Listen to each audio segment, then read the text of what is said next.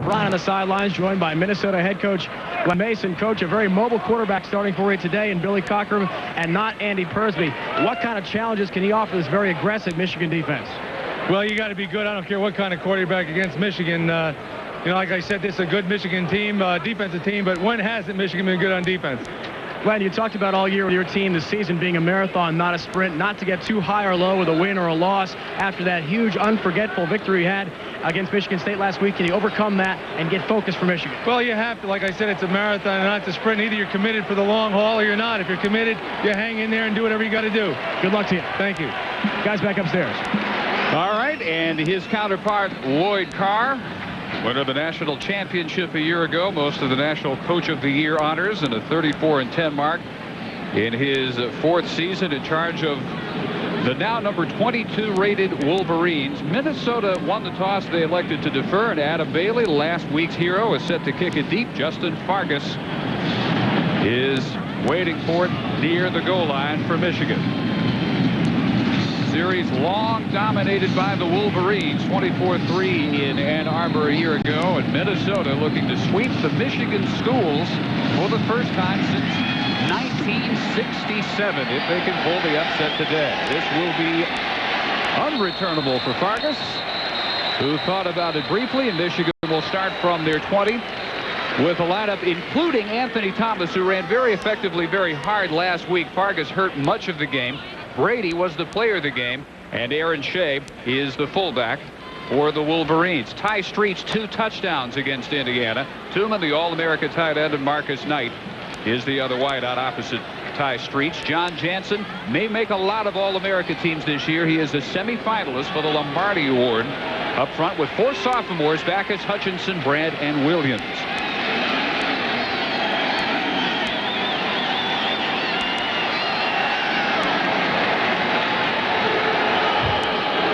And referee Steve The 25-second clock will be kept on the field. Noticing a malfunctioning snap clock, letting the coaches know.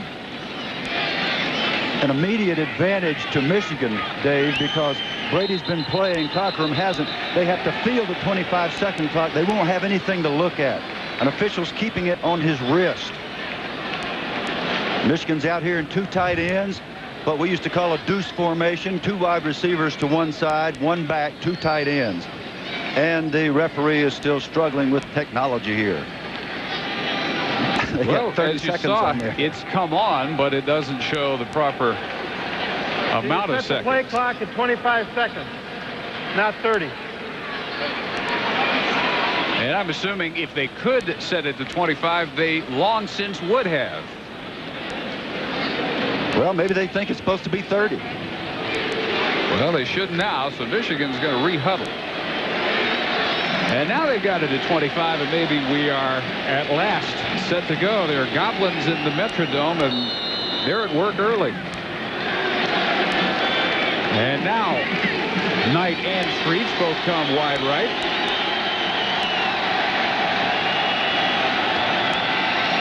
Brady drops and fires complete to Knight for about 5 yards on the first play. He's quickly knocked out by Whitley Middlebrooks, and we'll look at the Minnesota defense featuring Antoine Richard, the most active defensive lineman. Leads him with 38 stops for the year. Michael Schlecht and Poole also up front. A couple of good linebackers. Park Williams is the best, already invited to the Hula Bowl, the first Gopher invited there in 16 years. And in the secondary, Tyrone Carter has more than twice as many tackles as anybody else on that defense. 110 for the year. He'll be in about a third or so today, probably.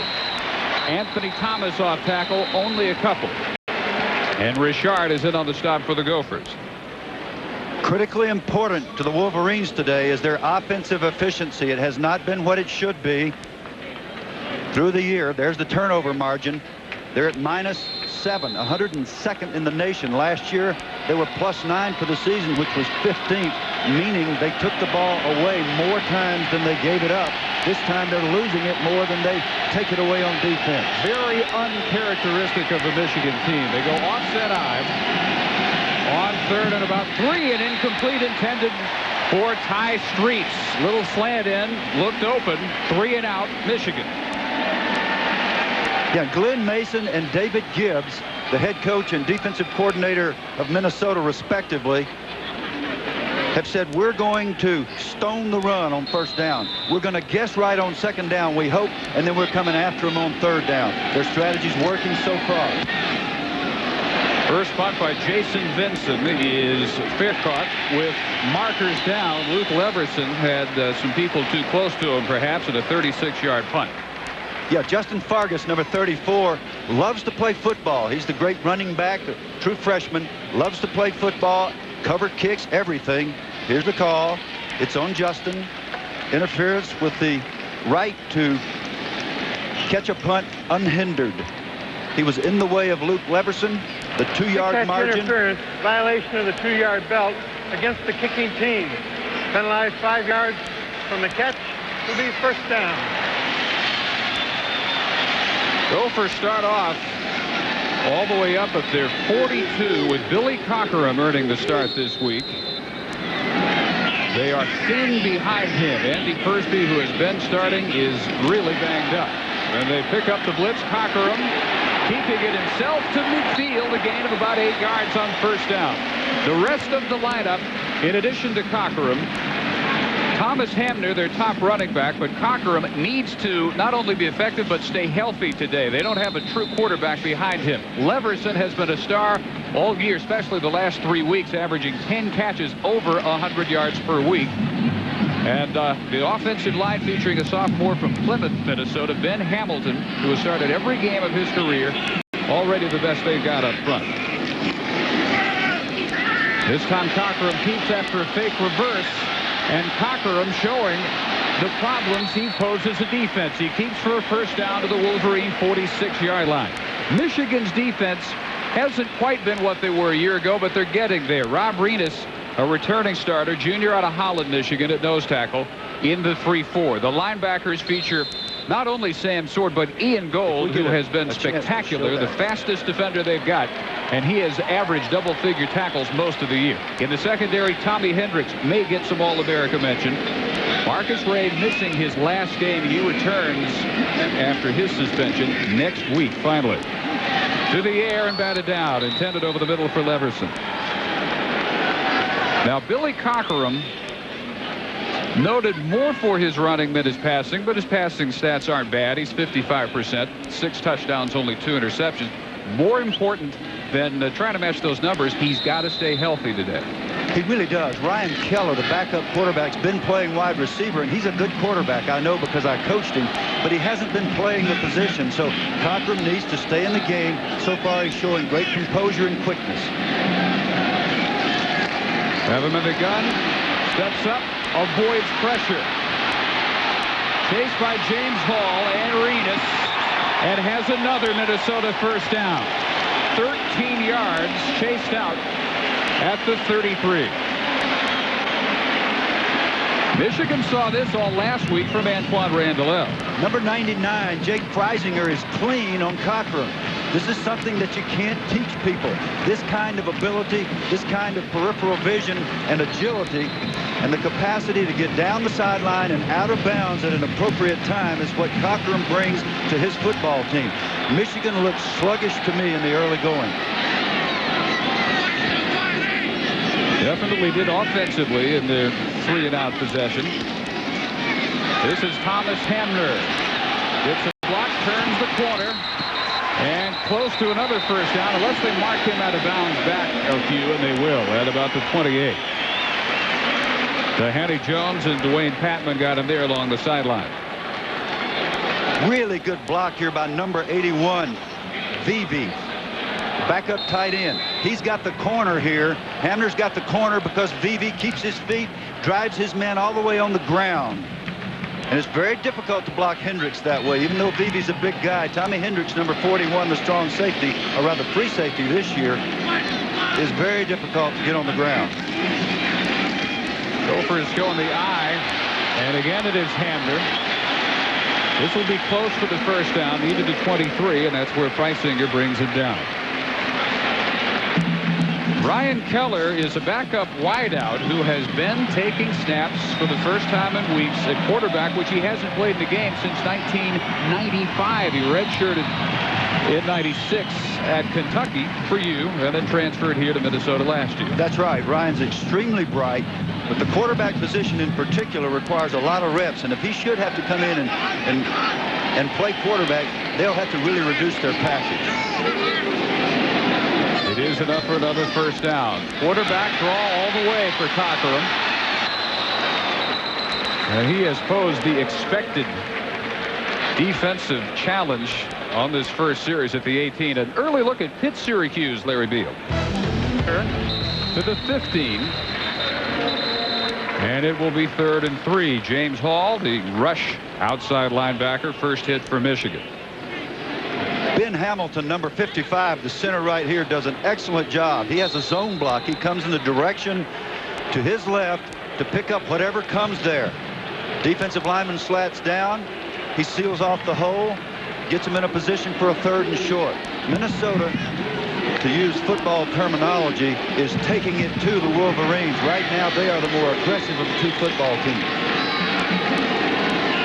Started this opening drive on their 42. They need 3 to keep it going. Top sweep Hamner. A nice cut back, and he is inside the 10, and it's 1st and goal. Gophers.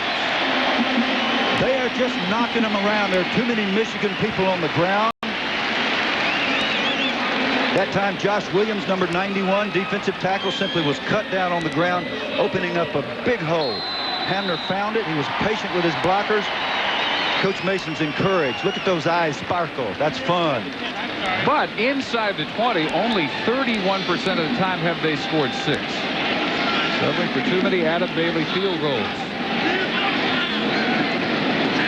Motion from Zach Vivi, the tight end, as Cockerham rolls that direction. And incomplete, intended for Vivi in the end zone, 2nd and goal. Good pressure by Joaquin Fizel, number 90, defensive end for the Wolverines, the defensive captain this year out of Peach County, Georgia. Joaquin's way up here in the north, getting himself a good education and doing a good job for his team. He's got very good speed and quickness. And this is a very big series for Minnesota early in the game. They really do need to get the ball in the end zone. 3 wideouts this time.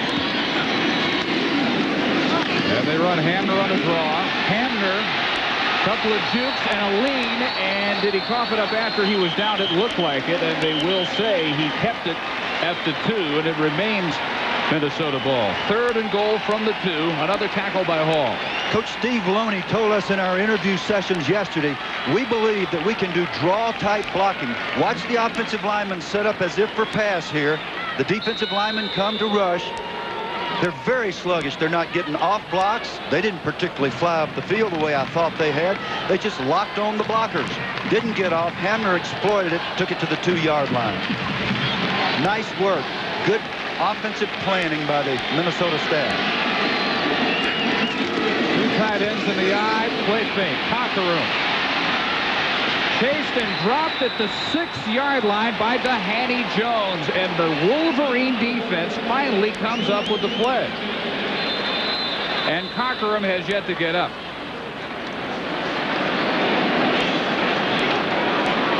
Now, it's Halloween, and your worst nightmare if you're coaching or playing for Minnesota, or if you're a Minnesota fan, is to see this man go down early.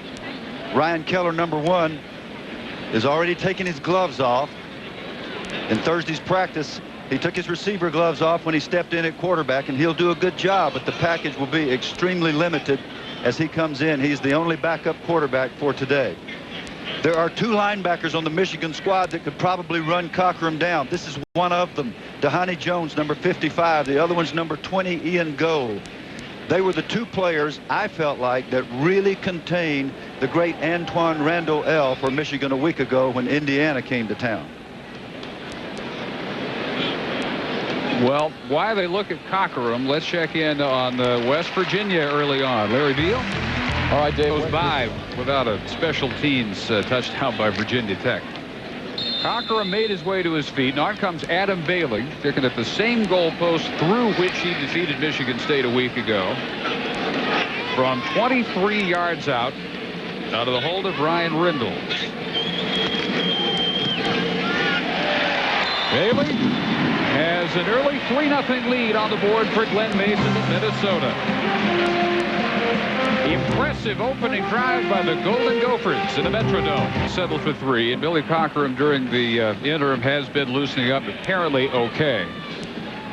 Might have dinged his shoulder from the looks of what they were working on their sideline. It's 3-0. Still trying to shake it off. Drive that began on their 42 goes 13 plays, and only the sack on third down by Danny Jones prevented a 7-0 Minnesota lead. Bailey again kicking it deep to Farkas, who will return this one from the 3.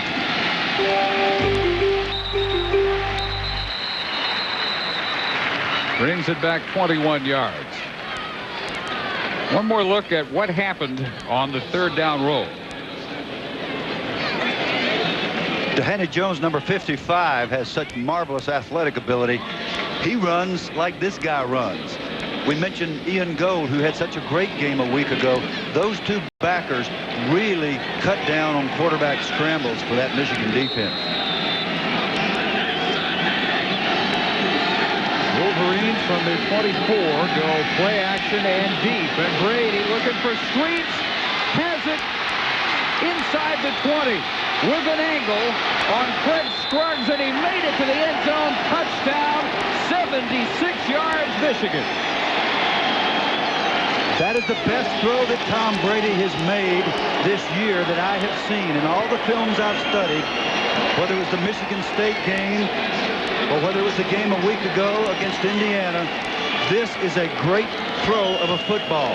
This ball had to be thrown perfectly for Streets to have a chance to score. They might have completed it had he underthrown it. They would not have completed it had he thrown it much farther. But he caught it right in stride. It's the way you draw it up as a coach. 7th touchdown catch of the year by Ty Streets, and the extra point by Jay Feely for a 7-3 Michigan lead.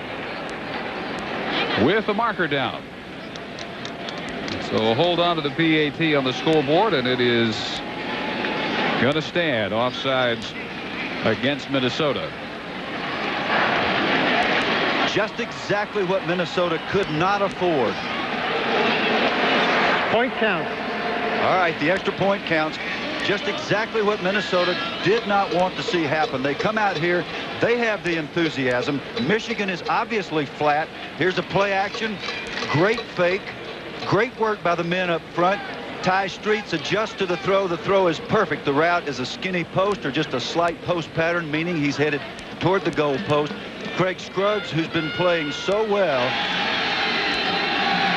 actually plays this ball pretty well. He forces a perfect throw. Had he not looked back and lost speed, he would have had a play on the ball. Very difficult to teach that to a defensive back, but Scruggs is a veteran.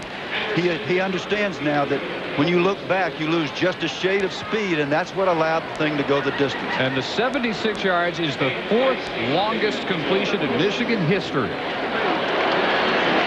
Well, they've been talking up Scruggs as their best cover corner all year. Senior out of Dallas. Brady put it out there almost so deep that Street stumbled after the catch. That was really their only hope, but he kept his balance and took it the rest of the way, and it is just like that. Michigan on top. Hayden Epstein normally kicks him well into the end zone, and this will be a touchback for Tyrone Carter. Minnesota will go from their 20. And let's go down to Dave Bryant. Yeah, guys, an update on Billy Cockerham. He did bruise a right shoulder when he was tackled on that last Gopher drive. They gave him quick treatment for it, and then, as you saw, Dave, he was throwing on the sideline with Ryan Keller. Now, Glen Mason, the head coach of Minnesota, came over, asked Billy if he was okay. They both joked around. Apparently, he's all right and good to go for this series against the Wolverines. No disaster effects on that shoulder injury. Yeah, they coaxed a smile out of him just before the Streets catch. Tosses to Hamner on first down. 4 yards. 2nd and 6. Illinois and Penn State are underway. Larry Beal. Yeah, Davis, we keep the focus on the Big Ten. Penn State, Kevin Thompson looking deep all day to throw. High in the air to choppy fields. Nice catch. Sets up Aaron Harris on a short plunge. 7-0 Nittany Lions. They're taking Michigan and wearing them out at the corner. The tight ends are doing a good job of just blocking the defensive ends for Michigan, and I imagine we'll see that some more. That one's incomplete, intended for Ron Johnson, who had Dwayne Patman and James Whitley both shadowing him. Whitley returning to the lineup this last week with an ankle. Well, Alex Haas, number 84, and we already saw Zach Vevey blocking at the point of attack, at the corner on the toss sweep. They're just whipping whoever lines up out there for Michigan. Now, on this 3rd and long, we're not likely to see that play, but we'll certainly see it as the game progresses. Not a good percentage. 31% converted. It's coming. Picked up nicely, and Cockrum with a slide for the first down near the 35-yard line. And from the looks of that 10-yard gain, he is about 100%. Cockrum looks as vigorous and active as I have seen him, and he's always vigorous and active. The protection was actually pretty good. It was a shotgun formation. The big offensive lineman, you'll see, watch here, they're holding hands. Now, that's not just because it's Halloween. It's because the tackles can't see the ball move. There is no snap count on this. So they have to rely on the guard's movement of his hand to know when the ball is snapped. Hamner really cutting extremely sharply today. We didn't see him look nearly like this first time we saw him this year, but he's running the way they want him to with authority in a 6-yard pickup, and they've had a lot of 2nd and shorts in this first quarter. 5 yards per carry.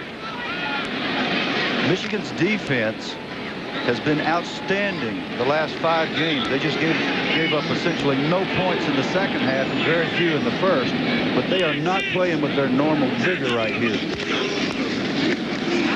Hamner again off tackle and a burst for a first down across the 45. Brought down in the secondary by Patman and also Sam Sword, the middle backer. Nice job by Ryan Roth, number 66. Eric Larson, number 70, the right side of the offensive line. They're going to come off this football, take their men back, create a crease for Hamner. Look here, look at the feet move. Good job by Roth.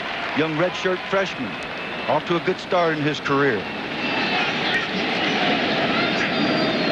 Out of the eye, and Hamner coming the other way. Gophers hold their blocks pretty well, and he gets knocked out at midfield by Tommy Hendricks. This is how Hamner ran last year, the best game of his career against Penn State, a near upset of the Nittany Lions. Minnesota's still getting good work out there on the corner. That time it was Alex Haas, number 84, on Dhani Jones, number 55, and Jones simply didn't get off the block, so they make a nice 4-yard gain. That's exactly what you want as a minimum on first down. 4-yard pickup, and they'll take that all afternoon. Leverson in motion, have only thrown to him once. Cocker motions to him to go deep, keeps it instead, and is hit at the line of scrimmage by Sword and also Eric Wilson. Sophomore starter from Monroe, Michigan, Wilson.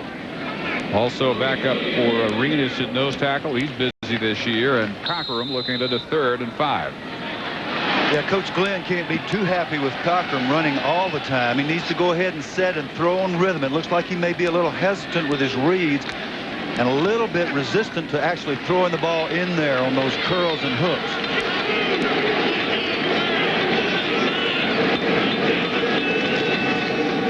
They're going to run it to the short side, and Hamner bursting to the 40, another Minnesota first down and a 9-yard gain for Hamner, and the junior from Hamilton, Ohio. Every bit the thorn that Cockerham has been in his first quarter. Michigan is not holding up at the corner. Now watch Vevey come down here and cut number 20, Ian Go, onto the ground. A good block against a really agile, good football player. Boom, right there on the ground. Nice job. Good blocking downfield by Henderson, the wide receiver, who weighs about 110 pounds. Minnesota's playing hard. Hamner right this time, sticking with what works. Hamner lowering his shoulder. That's again going to give them 4 yards on first down, what they hope for every series. Same formation except inverted. The two tight ends, one in a wing formation, were to the right side that time, and we could draw the same thing we drew on the previous play, and the same result occurred. Michigan simply not holding up at the corner, and nothing could make the Minnesota offensive staff happier, nor the Michigan defensive staff more unhappy, than to be blocked so easily. And to right again and cut down behind the line of scrimmage this time by Ian Gold, who shows how lightning quick he is. Fastest defender, even including the Michigan secondary. He sometimes plays in the secondary in the nickel package. He's a former running back. Last week it was sort of humorous to hear him interviewed. I was driving to the airport. He came in the interview room. He'd made about 15 tackles, and he said, look, I'm not accustomed to being here. I'm not sure what I'm supposed to do, but he certainly knows what to do on the football field. That was a rundown blitz that worked. He nailed him for a loss. So 3rd and 10, and they blitz Cochran again. Gonna have to keep and run out of bounds very close to another first down. He needed the 30, and they gave him the 30. Patman had the angle. That might be enough to keep the chains moving. They call him Gold Rush. Here he comes again, number 20, Ian Gold. Put him in the Rose Bowl last year, and the coach just said, I don't care where you go, just get after the quarterback. Cochran senses the pressure, runs for the first down, or very close to the first down. But I insist that he's going to have to start setting up and throwing the ball on rhythm if they're going to keep these drives alive. He can't run all day long and maintain the offensive continuity that Minnesota needs.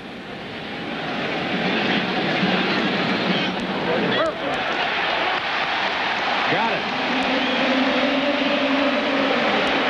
The Minnesota ground game, just 8th in the Big Ten, averaging 124 yards per game, and they're almost there with 4 minutes to go in the first quarter.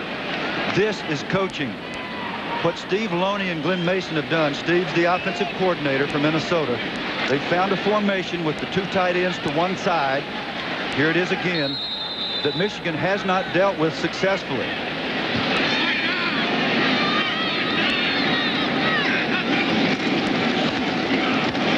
First carry for Byron Evans, who was Hamner's backup, a junior from Texas City, Texas, has broken a 93-yarder earlier this season.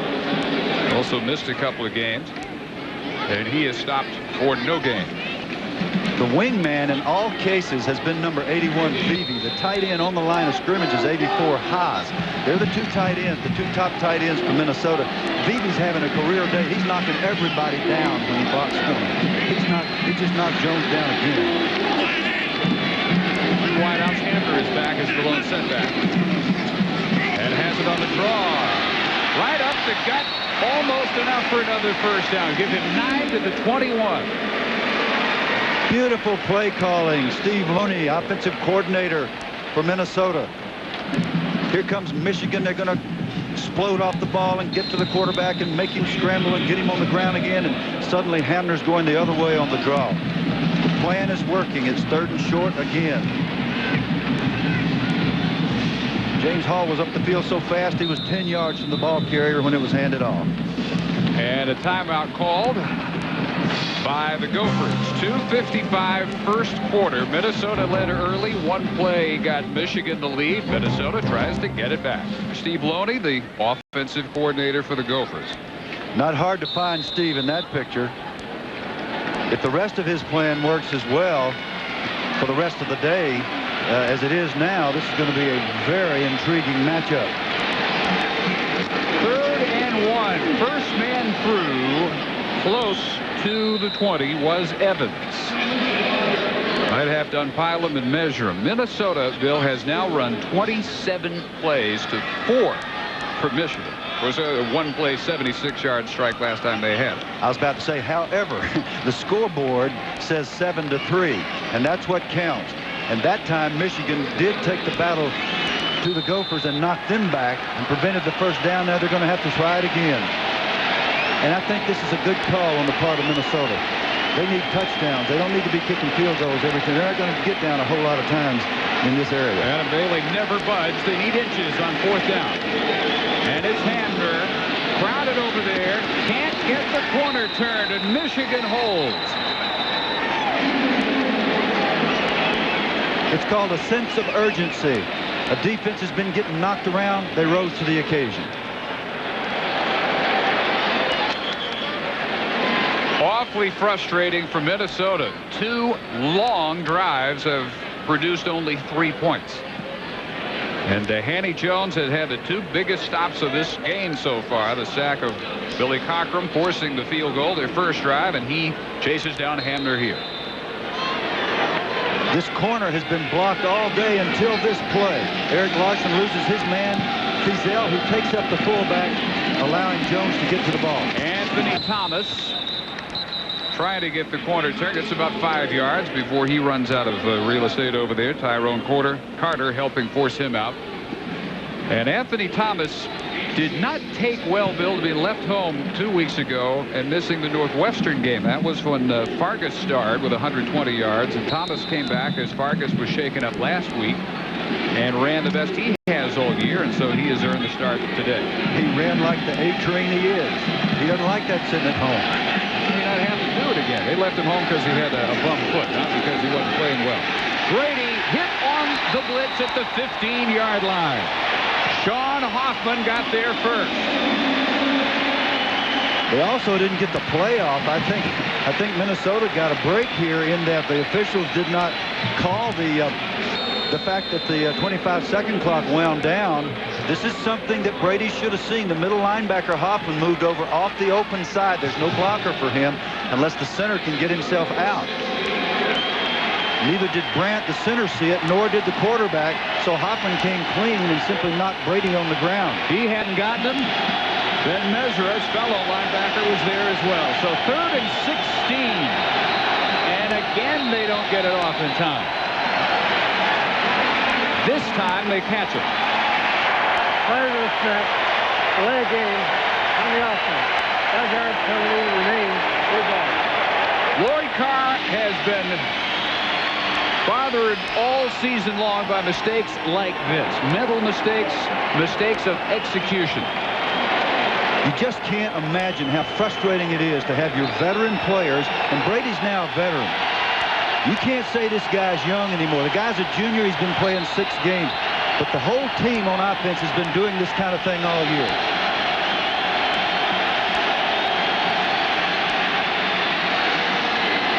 Caught over the middle by Marcus Knight, but not nearly enough to continue the drive, and hit after a 14-yard gain by Willie Middlebrooks. Not a good series that time for Tom Brady. And the defensive strategy of Minnesota continues to work. Gang up on the run on 1st down. Guess correctly on the 2nd down. I like the way David Gibbs said that, and come after you on 3rd. Everson waiting for the punt by Jason Vincent. Gophers come after him. Ball is loose near the goal line.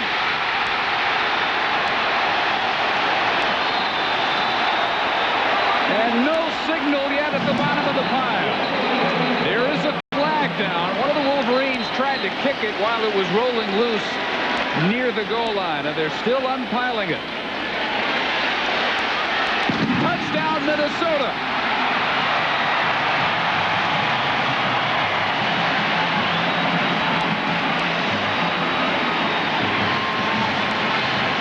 Travis Graham wins that wrestling match. This is a very poor snap. This is another problem that Jansen's had all year. The ball's almost end over end. The punter still should have caught it and got it off. Hendricks is trying to kick the ball. That's illegal. That was the flag that was down. Had it not been recovered for a touchdown, he would have been flagged for the illegal kick. Travis Graham, sophomore from Fort Lauderdale, Florida, getting the congratulations. He is the cousin of the playmaker, Michael Irvin, who's got to be proud of that. 9-7 Golden Gophers on a special teams touchdown, and the special teams for Minnesota 2 weeks in a row have saved them. It's amazing when you're playing really hard and you're taking it to the other team, how many times things happen in your favor. Bailey for the extra point. 10-7.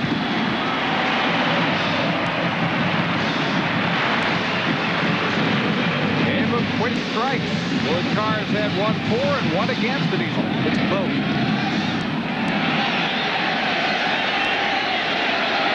Well, Vargas decides to bring this one out 4 yards deep.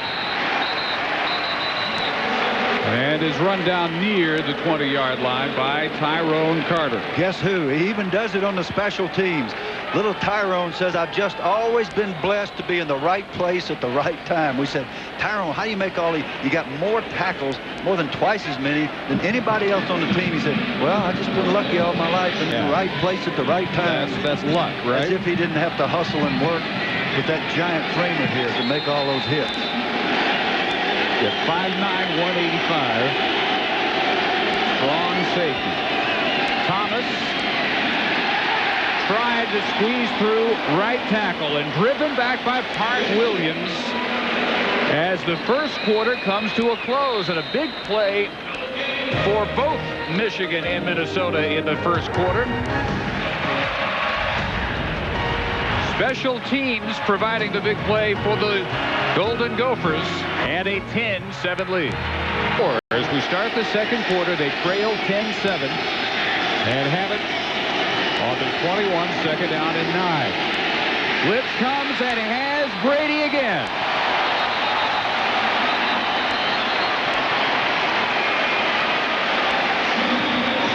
Let's check in with Dave Ryan. Well, Dave, we know penalties have been a big problem, Dave and Bill.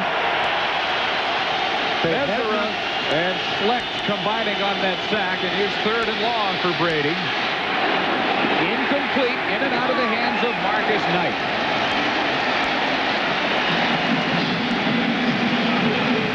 You should not speak when I'm trying to interrupt you, David. You had to call the play. I get worked up about these things, but Michigan is not handling the pressure. Neither is the O-line handle it. They're just not executing. Nor now, Marcus Knight, who's been so reliable this year, comes across and drops an easy ball. Minnesota not on the field early enough. Leverson does well to salvage anything out of that 48-yard kick. Kansas State and Kansas are underway. Larry Beal? Yeah, it's a rivalry game, Dave. Michael Bishop here busting loose, going in for the touchdown, but no, the ball pops loose at the 1-yard line through the back of the end zone, ruled a touchback, no score. Penn State, they have scored again, a couple of short touchdown runs, now leading the Fighting Illini 14-0. Well, the first quarter numbers here, you would think, would be completely the reverse. 11 and a half minutes. Minnesota's held it. They've got it again. And Evans is hit behind the line and will lose a couple back to the 38. For Michigan, 10 snaps. That's the 29th play from scrimmage run by the Gophers. Well, any question as to whether the Gophers were living out there in Bowlville in the future or if they were trying to live in the reflected glory of their past win, that's no concern. They're here to play, and they're playing a heck of a football game. Evans trying the middle, same thing happens. So the Wolverines bow their necks. Evans quite a bit bigger than Hamner. Taking this series, he's about 209, 210, about 20 pounds or so heavier than Hamner. Well, Vance Bedford, the defensive coach, defensive backs coach for Michigan that we spoke with on Wednesday night, talked about how the defense has got to keep playing hard and continue to improve. They may have to just hang in there in this game until their offense can wake up. 3 wides on 3rd and 11, and again Cockerham. Having to look while he rolls out and is cut down at the 42, and Dehaney Jones is there again. He has made the 3 biggest tackles for the Wolverines today.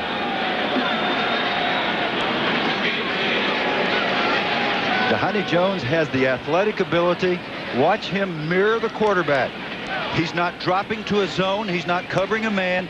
He is the spy guy, meaning he's the man whose job it is to be sure that that happens. Great job by Jones. Ryan Rindles with a sky-high kick. Fair caught. At the 18 by Marcus Knight. 39 yards. Wolverines need to play more like the Honey. Trailing by 3. Where Michigan takes over at their 19-yard line. Trailing 10-7. Draw for Thomas. A little bit of a head of steam and limited to a gain of about 3 yards by Sean Hoffman.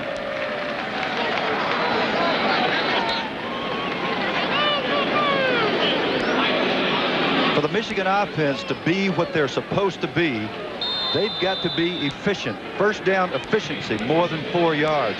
They're not getting that very often. They've got to cut out turnovers. I mean, cut them out. The foolish penalties have to stop. They have to keep the ball, keep their defense off the field, and they got to make third downs. Those are the keys to this offensive game. Knight hit immediately. As they try a little swing pass to him, stiffed out quickly by Willie Middlebrooks. And a look at our schedule the rest of today at 6 Eastern, 3 Pacific on ESPN2. Critical battle in the Big East. Mike Cloud and Boston College heading to Miami to take on the revitalized Hurricanes. 7:30 Eastern, upset-minded North Carolina travels to Tallahassee to take on the 6th-ranked Seminoles and the explosive Peter Warwick. And at 9 Eastern, a battle from the Wax Mountain Division between conference contender Wyoming and the fast-improving TCU Horned Frogs. All today on ESPN and ESPN2, your Saturday showcase for the best in college football. 3rd and 10, Brady just did get it off. There is a flag down. Marcus Knight, if the play stands, has a Michigan first down at the 32. He picked up 13, but we might be bringing this one back on a personal foul against Michigan. I was thinking holding back there, but it's even worse.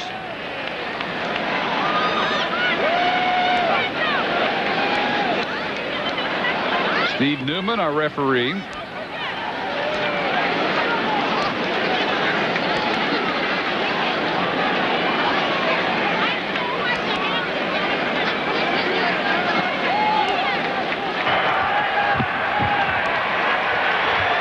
Personal foul, continuous contact to the face mask on the offense. Penalty is half the distance to the goal from the spot of the foul. Remains third down. Number 79, Jeff Backus on Poole. Once that hand gets on the face mask, you got to take it off. Had Jeff pulled his hand down, he might not have been called there. But when you leave it on, it's a personal foul. From his own end zone on 3rd and 23, hit as he got it off for Streets, makes the catch at the 40. Ty Streets again on the long ball, 39 yards. They'll move it all the way to the 44, and he again victimizes Craig Scruggs, also Tyrone Carter. We bragged on Brady when he made the great deep throw. This is simply throw it up with a prayer. Perfect coverage by Scruggs. Actually, he looks back again. Had he stayed right with his man to man, had he looked right into Street's eyes, he was in perfect shape to play that ball. A train through the middle for about 2 or 3. Streets, the 76-yarder on the only play of the second series. 4th longest pass play in Michigan history. Got him up 7-3. Then the punt disaster. Putting the Gophers back on top, but Ty Street's trying to win this game single-handedly. Well, he is really a marvelous athlete. He went sky high to take the ball, as you indicated, but Scruggs was in perfect position.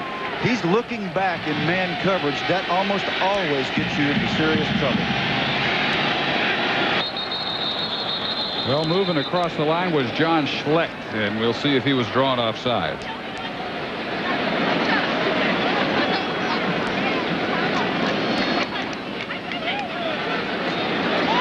They're not even pointing at each other down there. Prior to the snap, offside, defense, 5-yard penalty. Remains second down. It's not funny, but that's one of the few times in years that I've seen the offensive and defensive linemen not point at each other when that occurs. Clear-cut decision never happened. I guess nobody even argued. Good staccato snap count by Brady. Got the offsides. I can't emphasize how important it was for Michigan to get off that goal line in the most unlikely fashion. Second and 2. Vargas gets a carry, gets a first down, and wrestled by Ben Mesera all the way to the 40. That's the Vargas from 2 weeks ago at Northwestern. He got hit in the lower abdomen on the opening kick last week against Indiana and was really ineffective thereafter. One of the answers when you've got a stunting, blitzing, unpredictable defense, the way Minnesota plays, is to get in 2 tight ends and just dare them to square up with you. And they almost have to, just to balance the field. Michigan has come out in 2 tight ends, and they're going right at the Gophers, and the strategy's working so far. Reach comes to the bottom of your screen and goes in motion. Brady play action. Didn't fool Tyrone Carter, though. 6th sack of the year. Another category in which he leads the Minnesota D. He is amazing. That's the guy who just said, well, I always end up in the right place at the right time. Part of that's coaching, part of it's sheer athletic ability, and part of it is the fact that Tyrone has that 6th sense. There's something in there that draws him to the football. All great defensive players have it. Tyrone loves to play. What an engaging young man in conversation, but a warrior on the football field. Anthony Thomas back. Has the lone setback. Brady chased again. Thomas. With a little room up the side now. And they will mark him out a yard shy of the first down at the 31. Driven out by Graham. He got 20 yards. And Dave, a very rare situation. Tyrone Carter has a clean shot on this screen. He's in man coverage. He's in man coverage on top. This is his play. Ducks his head. You almost never see that happen. And you cannot get the A-train down with one arm, especially if you weigh 179 pounds. Coming into this game, Park Williams had 51 tackles. It's pretty good. Except Tyrone Carter had 110. They were the top 2. 3rd and 1. They go in the eye. And it is the A-train for the first down to the 28 of Minnesota. Anthony Thomas brought down in the secondary again by Carter, but did his job. Keeps the drive going for Lloyd Carr. You can't really argue that the Michigan offense is operating efficiently here. It's in starts and sputters and go and stop. It really doesn't look like a smooth running machine, but somehow they're making plays to keep this drive alive. This drive, they're getting on their own 19. This is the 9th play coming. As they go first down from the 28, again through the middle. Thomas, maybe one. Kansas and Kansas State. Again, we check in with Larry B. 10-7 Golden Gophers, but Michigan driving midway through the second quarter. Second down and 8. Brady shotgun. Blitz. Deep ball for Streets inside the 5. He's got it again. His 3rd long catch of the first half. 22 yards this time to the 4-yard line. Again, taking it off the top of the helmet of Craig Scruggs. Now, if Scruggs feels like he's being picked on today, he is exactly right. There was a game plan to take Ty Streets and put him on Mr. Scruggs and just see if Craig could cover him. Now Craig's resorting to grabbing hold of some shirt to see if maybe that'll help. Nothing seems to work. He could grow 7 inches. That might work. First and goal carry. Thomas. And the pile moves forward inside the 2. They just don't have a big corner except for Middlebrooks. Middlebrooks goes 6'2", Graham 5'10", the other corner 5'9", Scruggs. Carter, as we said, only 5'9". Yeah, Scruggs has been their most consistent cover guy. Just because he's having trouble today does not mean he's not a good player. He's a fine player, but he's up against a great player. You got to remember, this is the guy that made the big catches in the Rose Bowl a year ago. 2 tight ends on second down. Thomas to the 1. All those old saws you heard from football coaches about being a man on the goal line are true. This is where you've got to bend your knees, get your shoulder pads down, keep your head up, move your feet, all that comes so unnaturally And whoever the toughest line of scrimmage, of offense or defense, wins down here. That's what's happening down there in the pit. It's not a pretty place. Coach Mason trying to get the fans into this thing. And it's working. Brady fumbled the snap. I think got it back, but he got it back at the line of scrimmage, the 1. I haven't signaled it yet, but it would lead to 4th and goal, Michigan. And another one of those badly executed plays that have bedeviled Lloyd Carr all season long. Not only has Michigan had 6 different combinations of offensive lines, they've tried 3 different centers this year. David Brandt playing for the 2nd game in a row, and this missed center quarterback exchange right there is something that you hope to go an entire year and never experience, especially on the 1-yard line. They're going to take the field goal, or so it would appear. Might be a 4-point mistake as Jay Feely comes on. This will be an 18-yarder. Sharp angle.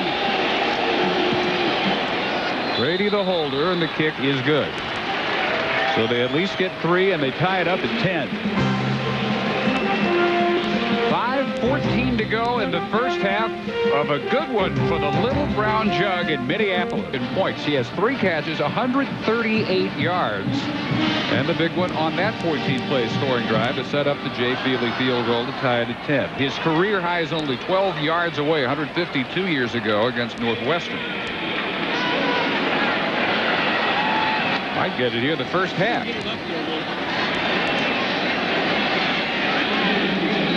Hayden Epstein set to kick it off. Freshman from Cardiff, California. Antoine Henderson and Tyrone Carter are deep for Minnesota. This is one of the strongest legs in college football. Hangs this one up to the 3 for Carter. Carter squeezes through and keeps going near the 40. Got about 10 extra yards beyond what he probably should have had on that. It's a 36-yard return. Coming up a little later today, ABC brings you 4 games at headline. Harper, pump fake. Leverson has not caught one all day, and he can't get loose that time from Andre Weathers.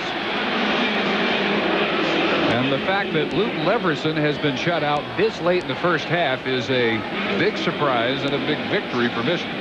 Yeah, and Steve Loney told us we're going to go deep 7 or 8 times. We want to get the right coverage. Well, they had the right coverage.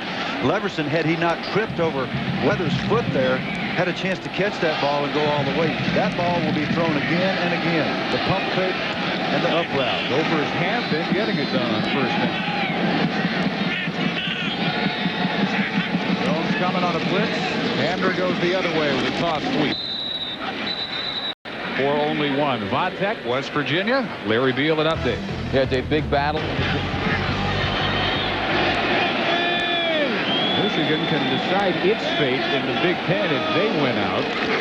We're going to struggle here. Cochran, quarterback draw. Hit by Whitley, gets away, finally down by Rob Reedus at the 41, and a rare 3-and-out for Minnesota. Yeah, they've been doing a good job on first down. Their first down efficiency, meaning 4 yards or more on first down, which sets up the rest of your offense, has worked well until this series. But if you know much about Michigan defense and what Jim Herman does with these guys, they get tougher as the game goes on, and so by the 4th quarter, nobody scores anything. Brindles gets a sideways hop, and that one is down at the 34 by Nick Ambrasis. A 25-yard punt. They needed more than that. 3:37 first half at the Metrodome. Second quarter in the Metrodome. Michigan has had very little going offensively that has not involved Ty Streets. And they go 4 wideouts on 1st and 10. Good shape from their 35, but they keep it on the ground. And Justin Fargas battles to get back to the line of scrimmage, if that. 3 catches, 138 yards, including a 76-yard score for Ty Street.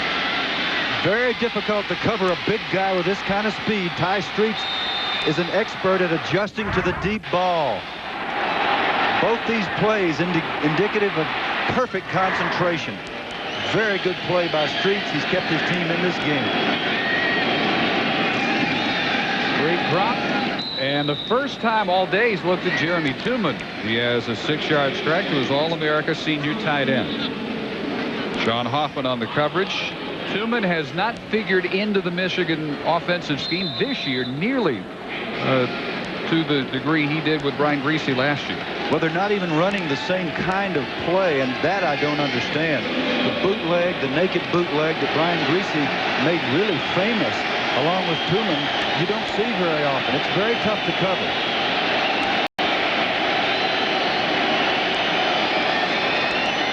Little slant from Marcus Knight, and he's got it at the 48-yard line. First down, Michigan. Composure by number 10, Marcus Knight, so critical to the Michigan offense, seems to be growing. With the exception of the missed center quarterback exchange, he is showing me something in terms of his capacity to function under this kind of pressure. Brady's been in harness now for 7 games, and he's obviously growing up with the task. Numbers when he hasn't been pressured. Carter coming on a run blitz here. Vargas lost it, and it is loose at midfield, and Minnesota saying they have come up with it. If so, it's their second recovery of the day. The first one got them their touchdown. And they've got it.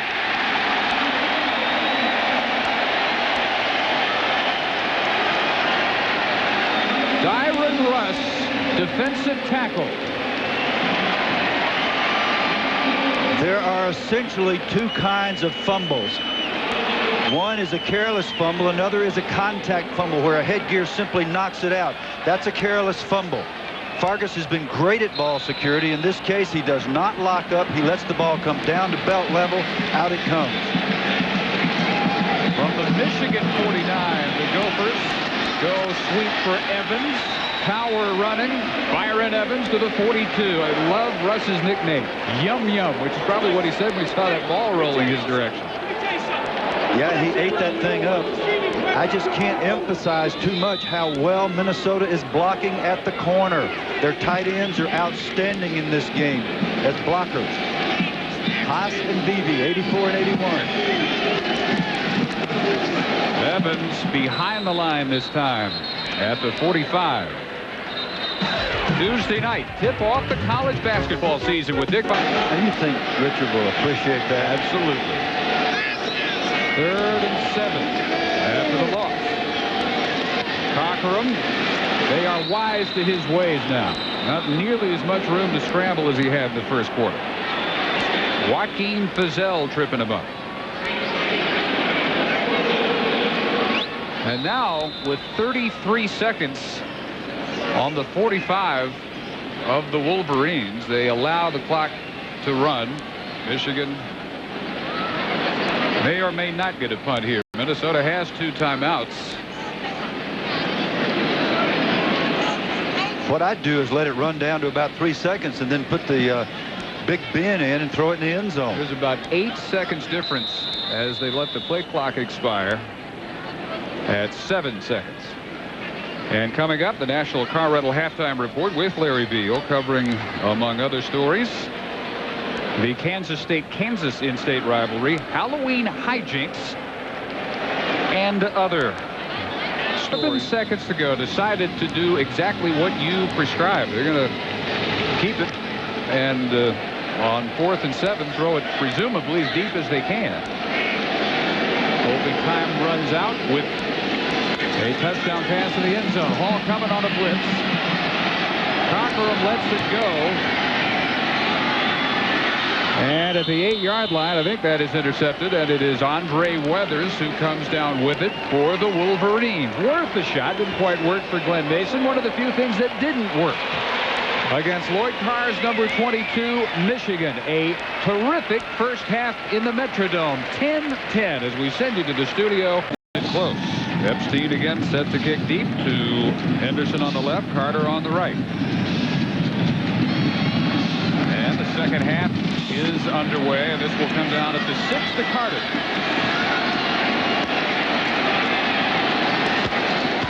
Well, he keeps the legs driving all the way to the 36, 31-yard return. Let's check in with Dave Ryan.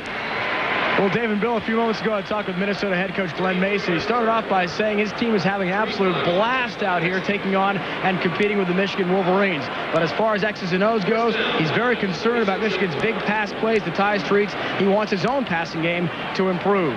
As for Michigan, Coach Lloyd Carr very upset with the giveaways, bad penalties, and of course the turnovers. He wants to get the run game going to counter what Minnesota is doing against the run on defense. He's impressed with the Gophers do so far. Cockerham gets away from Fizel.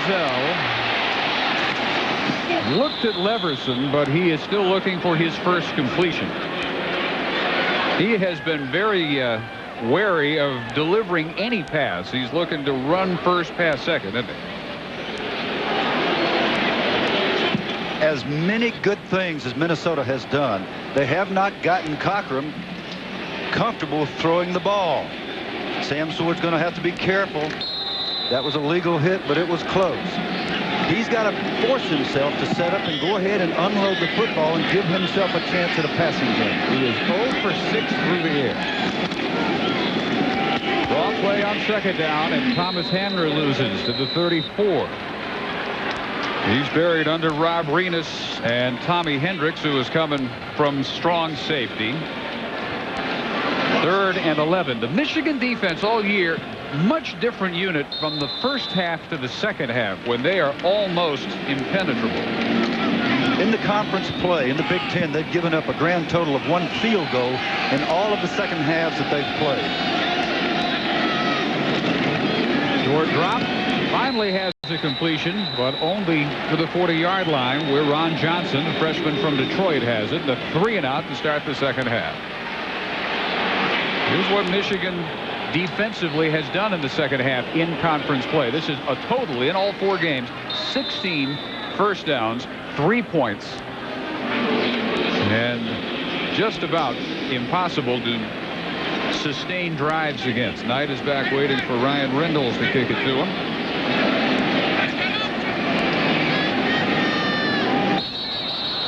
Movement for the Gophers by Curtis Poole. This doesn't look good for the Minnesota Golden Gophers. The way they came out to start the second half is not at all the way they started the first half. There's not the same kind of concentration and focus. Little things don't look quite prior to the snap. False start on the offense. 5-yard penalty, 4th down. That was number 9, Curtis Poole, the starting defensive end, who's the right tackle on the punt team.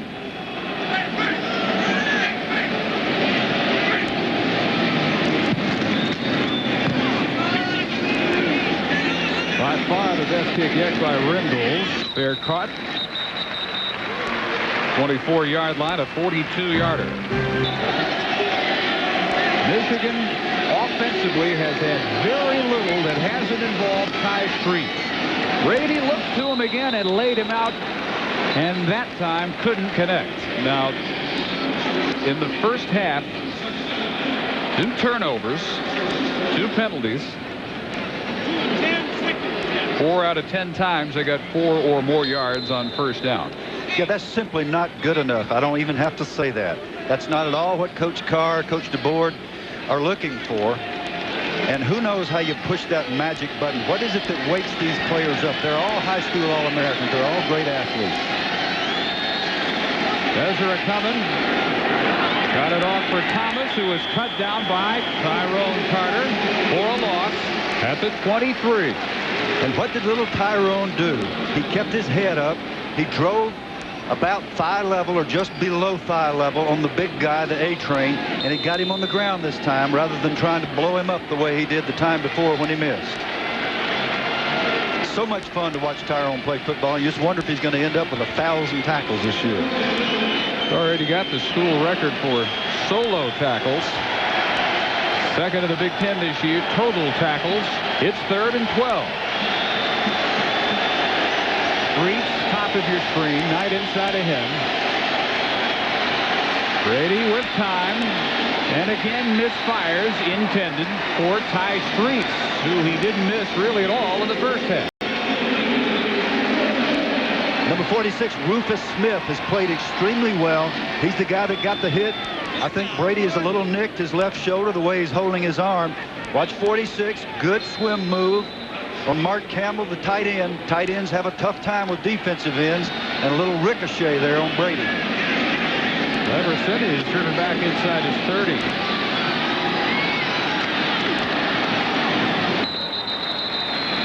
Forced a couple of misses and a 47-yard Vincent punt return too. Brady hoping he's okay. 10-10. Minnesota 10. I'm guessing about a third of this crowd is in the Halloween mood. They have gotten into this dress-up contest underway at the Metrodome. 1st and 10 for the Gophers from the 20, from the 33. Cockerham throwing on the run for Leverson, who catches it out of bounds and is still shut out. And this is one of the best weapons in college football that's been shut out today. Yeah, Luke Leverson is just a superb player. He's got 30 catches in the last 3 games. Now, that's 10 a game. And he hasn't got a catch today, and he's frustrated. If Cockerham will just set up and pull the trigger, there's a risk involved, and I think he's afraid of the interception. Leverson will come out on this one as Antoine Henderson and Ron Johnson go wide left. Hamner trying to sweep the other way, and Michigan has that figured out a lot better than they did in the first half. Kansas State update from Larry Beal.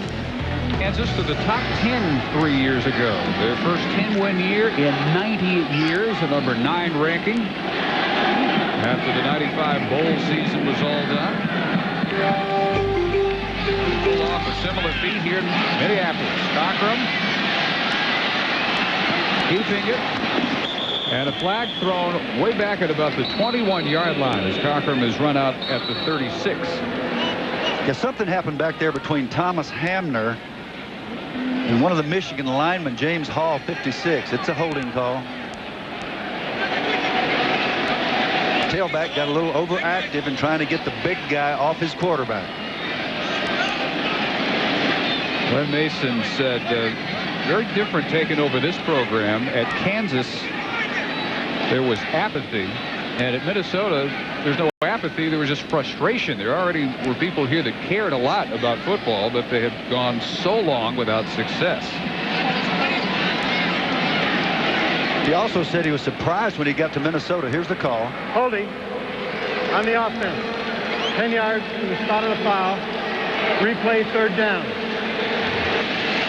Ooh, that's a huge field position call there. But he was surprised when he got to Minnesota that there were as many good players in the high schools here, more large linemen that could play.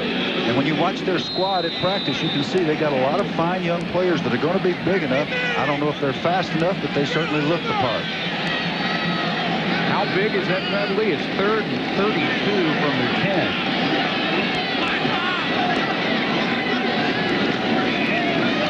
And they run a draw for Hamner. Not a bad call either. Hamner getting all the way out to the 27. A much better spot from which to punt after a 16-yard gain. Whitley finally with the tackle. Yeah, and as a defensive coach, you just cringe when you see a team make up so much of that field position. The big penalty is an advantage for you if you're Michigan. You don't want to let him run 20 yards. You want to make him punt out of the back of the end zone, and they're not going to have to do that. And that's a good move by Minnesota. Good run by Hamner. Michigan ought to get this in terrific shape, though. Marcus Knight with a flag down is hit maybe too quickly that time by Lee Hutton. Yeah, Lee Hutton's been down there all day long, forcing fair catches, and in this case, Knight did not opt for the fair catch, and they're going to judge that Hutton was there a little bit early, but he's doing a great job at that gunner position covering the punts. Yep, that's the call. I don't know about that one. Looked like he timed it pretty well. There's the 2-yard barrier. Fair catch interference. Violation of the 2-yard belt. 5-yard penalty. Mason knows about it, and he hates the call. Well, of course, Glenn is an expert on that subject right now. We all are when we're standing where he stands. Anthony Thomas breaking the tackle behind the line and keeps his legs turning for about 5 to the 45. Yeah, and that's one of the few times on first down that we've seen the Michigan offensive line really come off the ball. That's the old counter-O play made famous by Joe Gibbs and the Hogs and the Redskins. They really blasted off the ball. They made 6 yards. Anthony Thomas took it up in there. That's how Michigan would like to look on first down. That is efficiency. This is not a great Michigan rushing attack. They're 5th in the Big Ten this year, but minus 19 at the half, even this year, is beyond the pale. Thomas for a couple, Carter another tackle. Now a lot of that negative yardage from sacks and a huge chunk on the missed snap to Vincent on the punt. That counts against your rushing total. In college statistics, that is taken off your rushing, which is a really poor way of doing it. I don't know why we do it that way. It doesn't really make any sense. But they have not run the ball well. They have not resembled a Michigan offense. Big play right here for both teams.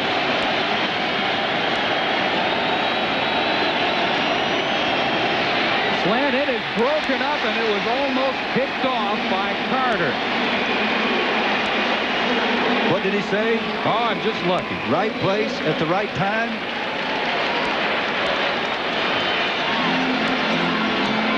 Okay, here he is. He's lined up like a linebacker now. Against 300-pound linemen, he makes tackle after tackle. When it's time to play the pass, he does that too.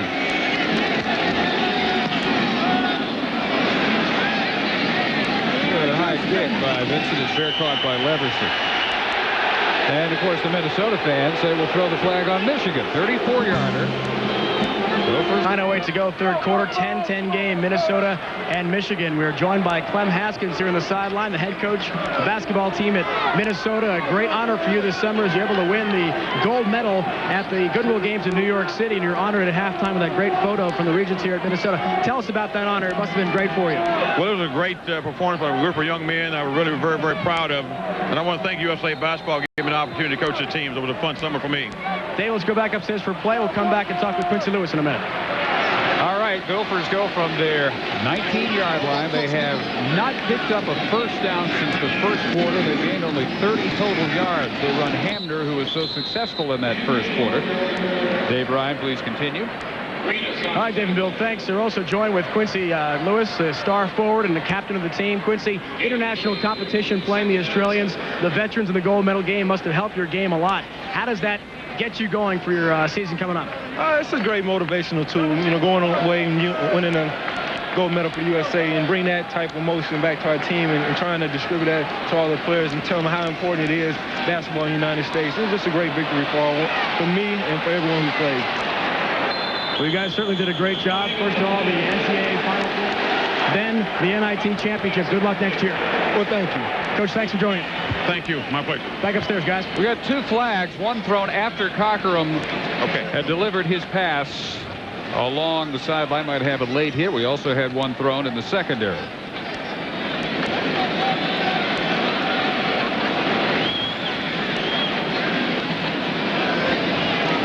Defensive holding. Wave off the other one. Disregard the flag in the offensive backfield. There was no foul. The Minnesota fans are so confused, they're booing the wrong thing. By golly, you got to figure out when to boo, even on Halloween, folks. This is not the time. Glenn got them all worked up. They're going to boo everything now. It looked like to us that Ron Johnson, the fine freshman wide receiver, number 89 for Minnesota, was held by Andre Weathers, number 30, the corner for Michigan. So it's a defensive holding call as best we can determine.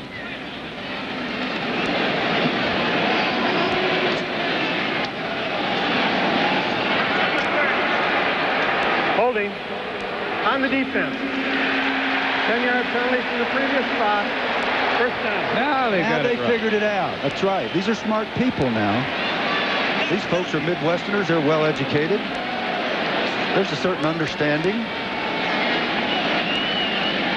And the initial first down since the first quarter. It's one of those things that you fall into. Minnesota's gone away from the stuff that was working so well when they were blocking the corner, the toss sweep. They haven't come back to that. I'm sure they will. Michigan never really slowed that play up effectively as long as they were in the wing with the two tight ends to the same side.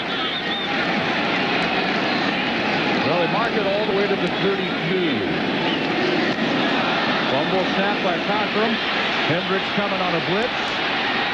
Cockrum races to the 34, just a step ahead of Grady Brooks. The run offense for Minnesota was so effective early, and I'm going to keep hammering at this. It's so important. If they can get back into the two tight end set with the one tight end on the wing, the other one lined up in the normal position, that's what's given Michigan so much trouble. Now, Michigan may have adjusted at the half, but it hasn't even been attempted in the second half.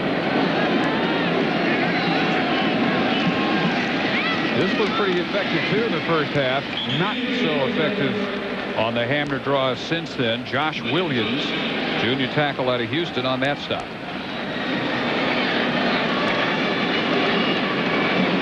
But Mason aware of this. Things worked so much better in the first half in the Minnesota ground game. The Michigan defensive front is playing much more restrained right now. They're sitting in there anticipating the draw, both the quarterback and the tailback draw. They're not going to be as vulnerable. Finally, Leverson for a first down to the 45. First catch of the day for the Big Ten Offensive Player of the Week. After 10 catches, 137 yards, a touchdown, and a punt return touchdown last week of 68 yards against Michigan State. Leverson is such a threat, and you can see his talent here. The young man from Miami coming across the middle. It takes some courage just to catch this ball. Nice concentration. Looks it in, turns, explodes for the first. Leverson wide left. Cockrum with a flag down, keeping to the 48. Flag thrown right when he began his scramble, and it, as you might expect, is holding Gophers. And Glenn Mason said yesterday, we are not good enough to do anything other than play a perfect game if we expect to pull off this upset or even stay with Michigan. We basically can't have any mistakes. Well, as men came out, they were clearly prepared emotionally. On the offense, 10 yards from the spot of the foul, still first down. Once you run out of that initial emotion, which happens sometime about early in the second quarter, then you got to play football. Emotion's something that comes and goes spontaneously. Enthusiasm remains at your will. And his team has lost some of its enthusiasm. They're going to have to pick themselves back up off the carpet and get after this Michigan team the way they did in the first half. And they got a long way to go here. Deep over the middle, caught for a first down by Antoine Henderson. 27 yards, by far the best pass of the day by Cockrum. Minnesota has fine skill people. But Cockrum will simply throw in rhythm like this. This is 4 verticals against the zone coverage. He simply looks at the safeties. There's always somebody open, and he'll throw on rhythm like that, 18 to 20 yards deep. That is a very, very makeable play. Nice job by Henderson looking the ball in, and a first down in a most unlikely circumstance. Well, a Florida wideout, sophomore from Fort Lauderdale, brings that one in Michigan territory. Hamner on a sweep.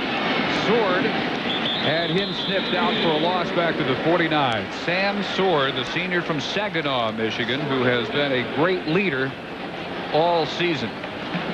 Okay, we speculated about what Michigan's adjustment might be to the wing formation. Here it is. The play that I've been recommending so strongly has been run. The 2 tight ends here and here come to block. They've got the corner sealed pretty well, but Sam Sword is scraping inside out. There's no blocker for him. That's the adjustment. He mauls the ball carrier and drags him down for a loss. 5 yards, 2nd and 15. Quarterback draw. Cockrum lost it. Might have gotten it back. Did, in fact. With Renus on top of him at the 47. James Hall forced the action, and then Josh Williams pulled the ball out. Cochran was lucky to end up.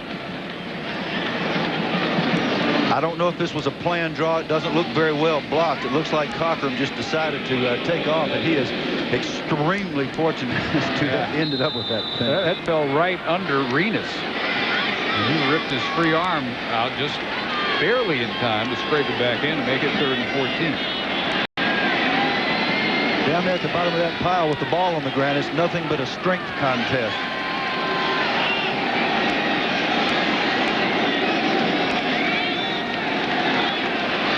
Well, chased again by Williams. And dropped at midfield, driven back. He looked in Leverson's direction, and William Peterson deserves a lot of credit for his coverage all afternoon on Luke Leverson. Yeah, we've been hard on Cochran about not throwing on rhythm. We should give credit to that fine Michigan secondary that was so decimated by injuries and all kinds of other problems early in the year. They're healthy now. It's the first time they've had a chance to line up a couple of games in a row. Vance Bedford tells us that they're ready to roll now. Snap handled by Rindles. Driving Marcus Knight inside his 10, and he juggles at the 7.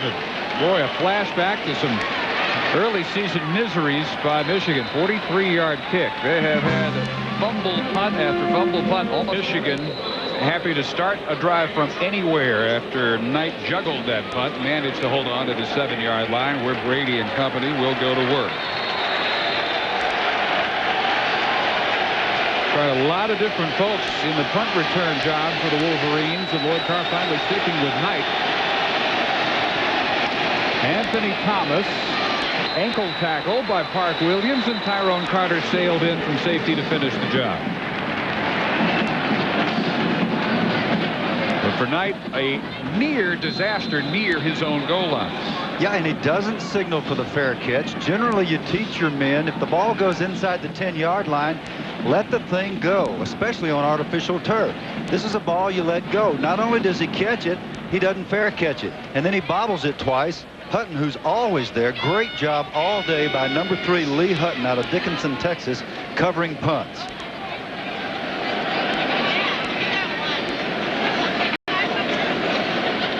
Well, the injured Gopher is Tyrone Carter. That's the reason for the stoppage of play with 4:06 in the 3rd quarter. Brady firing it out. David Terrell, and he is buried by Willie Middlebrooks. I really like Willie Middlebrooks. I think he's a heck of a football player. He's a young guy. Every time we've watched them play, he's a redshirt freshman who's just gotten better and better and better. Out of Florida City, Florida, where football is king, and that's how he plays. Free safety until their 3rd game. They see great potential in Willie Middlebrooks. Carter back in for 3rd and 4. Brady well protected. Tuman, Carter had him on contact at the 15. It didn't take Tyrone long to get back, did it? He wouldn't have stayed out one play if it weren't a rule. Good pressure by John Schleck. I think Schleck's a fine pass rusher. Number 93 right here. Big John getting pressure off the stunt. Keeps coming. Nice agility. Good play by Tyrone. Into the short punt. Leverson forced sideways. And a 37-yard punt return -1. Mark Campbell made that hit. Tyrone Carter has made 9 hits so far, including his team-high 6th sack of the year.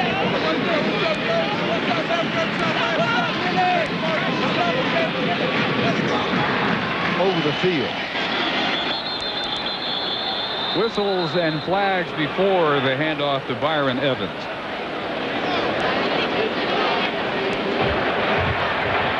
Prior to the snap, ball start on the offense. 5 yards, still 1st down. And those were the mistakes Michigan was making in the 1st half, and now Minnesota getting a little bit sloppy. Well, here's what you hope for if you're Michigan. You hope the other team starts to tense up a little bit as they realize, hey, we may have a chance to beat these guys, and start to think too much and get a little tentative. Minnesota cannot let that happen here.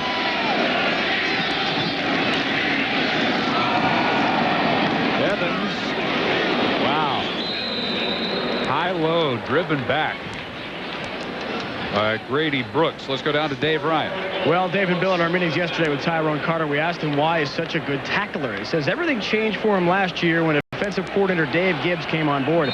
Coach Gibbs put in what they call the shoot drill in practice, where players run 20 yards to knock over a ball carrier. That's what Gibbs emphasizes, just getting the runner down, not running through the carrier, as Carter had done before. He says the technique has really changed him and made him a different player this year, guys. Draw play, Evans hit first by Hall. Now he is swarmed, and the Michigan defense is riled up. They have just about eliminated the Minnesota running game. Hall, the first guy there to force the change of direction.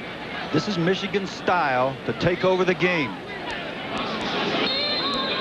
Excellent agility by Hall, 56, who does not make the play, but nonetheless he destroys the continuity of the draw, so they end up with another loss. Gophers have been driven backwards most of this third quarter. There's 5 out of 13 picking up third downs. They need 19 here. Another scramble by Cockrum, and that's at least 3 times he's hit Leverson out of bounds. Yeah, and both of them just have to kind of smile. They're just running out of territory there, just running out of ground, inches away from significant completions. When you haven't been playing, it's hard to be timed up with your receivers, and that's part of what we're seeing here. Well, Knight will try not to bring any hearts to Michigan throats. Now he is at his 25, waiting for another high effort by Ringles. Not really a clean catch of that one either. But a return of 7 of a punt of 44 yards. Order the ESPN game plan paper as Michigan goes from the 27. Brady blitzed all day, gets this one deep for Terrell, who makes an over-the-shoulder catch. This is the prize freshman, showing you why he was the top wideout recruit in the country last year. 40-yard catch to the 33 of Minnesota. A flag is down. And the Wolverines will go back. And the beat goes on and on and on. The self-destructive tendencies of the Michigan offense just keep cropping up.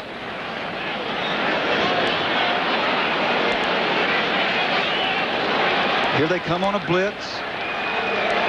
And it's just absolute hog-tie drag down by Jeff Backus, number 79.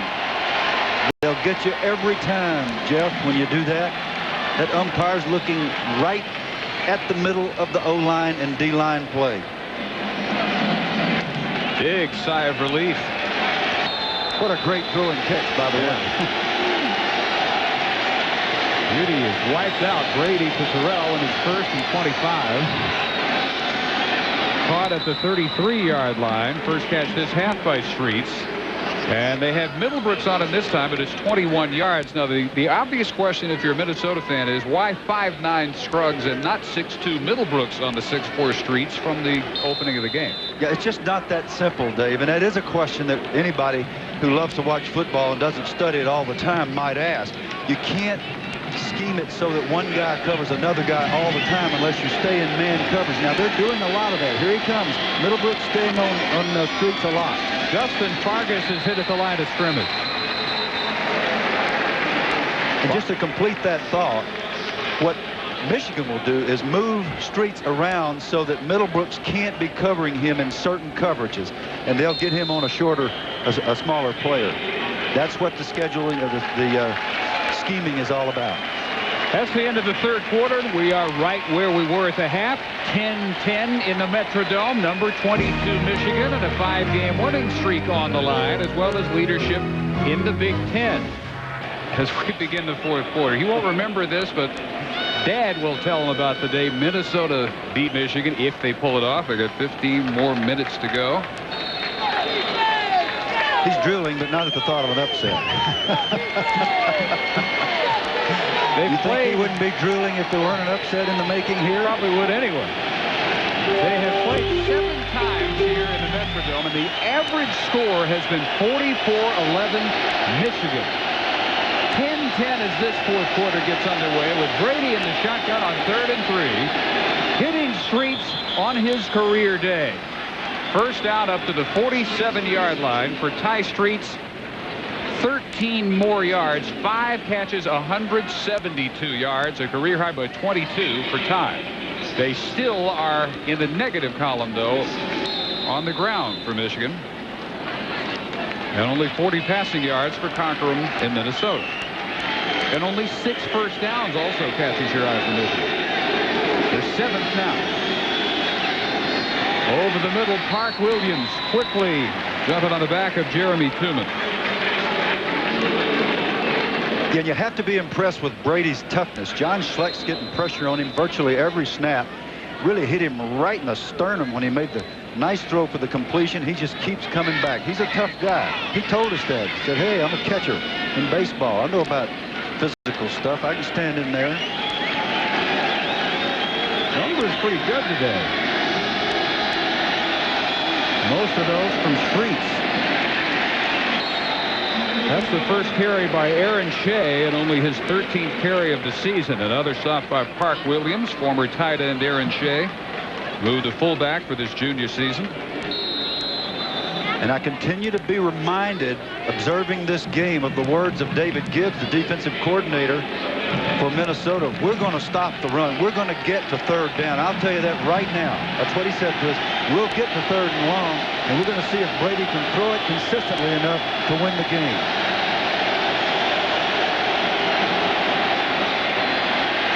Brady given a lot of time. Tooman makes the catch. Did he have enough for the first down? Maybe. This will be real close at the 44-yard line. Mike Harden had the tackle of Tooman right there. He needed the 43. And it's close enough for a measurement. Yeah, this is really the first time that Tooman has figured in prominently in the game. The ball is thrown behind him, and actually the protection's pretty good here. Tooman showing good body control to get a control of the football, but he can't make it to the first down marker. I don't think with that mark, if they mark it properly, he has the first. It didn't look like it to me. Coach Mason's going to help on the measurement here. I'm sure that'll have a big impact.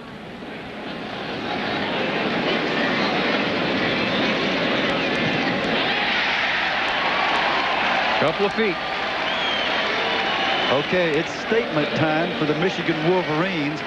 Do we take this chance and let it be known that we are the defending champs and knock it in there and make the first down, or do we pump the ball for field position? I don't know the answer. Well, I do. There is no entry of Jason Vincent. They're 2 out of 5 on 4th down conversions this year. That number doesn't mean much because you don't know when those occurred or what the distance was that they had to make. But I don't need to say how important this play is. And I'll tell you, this would be a good time to fake it into the line and throw it up, because you'd score if you were willing to take that gamble. If Lloyd Carr will fake it into the line and execute a good pass play right here to the tight end Tooman, they'll score a touchdown.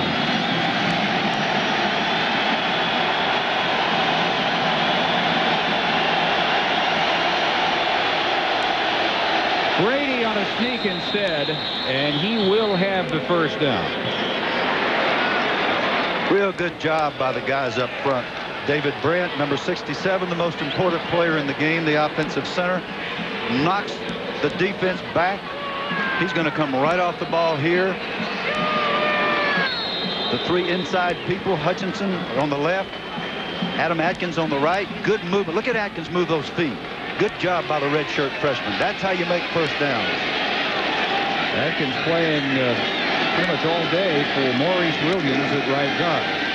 Brady ready to go for Streets, deep again, and caught out of bounds. There was a little contact that time all the way up the side between Middlebrooks and Streets. No flag, and let's check in on Auburn and Arkansas with Larry. A long way since we saw him in their opener, Syracuse. Oh, he's a great young man. Anthony Thomas for a loss and coughs it up. Curtis Poole trying to run with it instead of just falling on it, and Michigan gets the recovery. And Curtis Poole will tell his grandchildren about the time he had a chance to pick up a ball and run for a touchdown against Michigan and couldn't hem it up. Oh, is he sick? Look at him.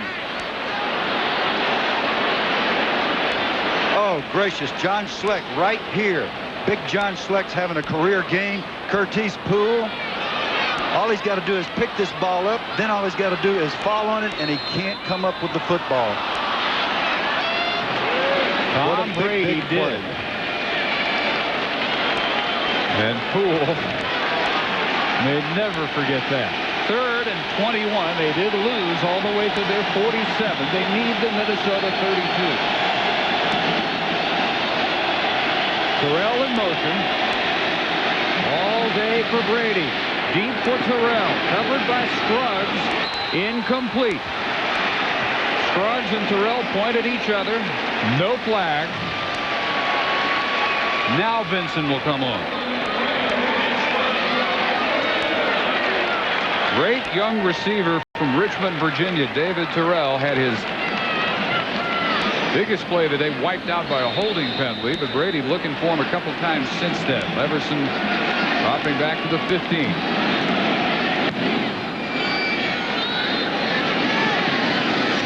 And the fair catch will come at the 10. 43-yard kick by Vincent. 11:43 to go at the Metrodome. They need to here. This now becomes a field position game as they start at their own 10. James Hall came across, clearly convinced he had been drawn off by Eric Larson, the right tackle.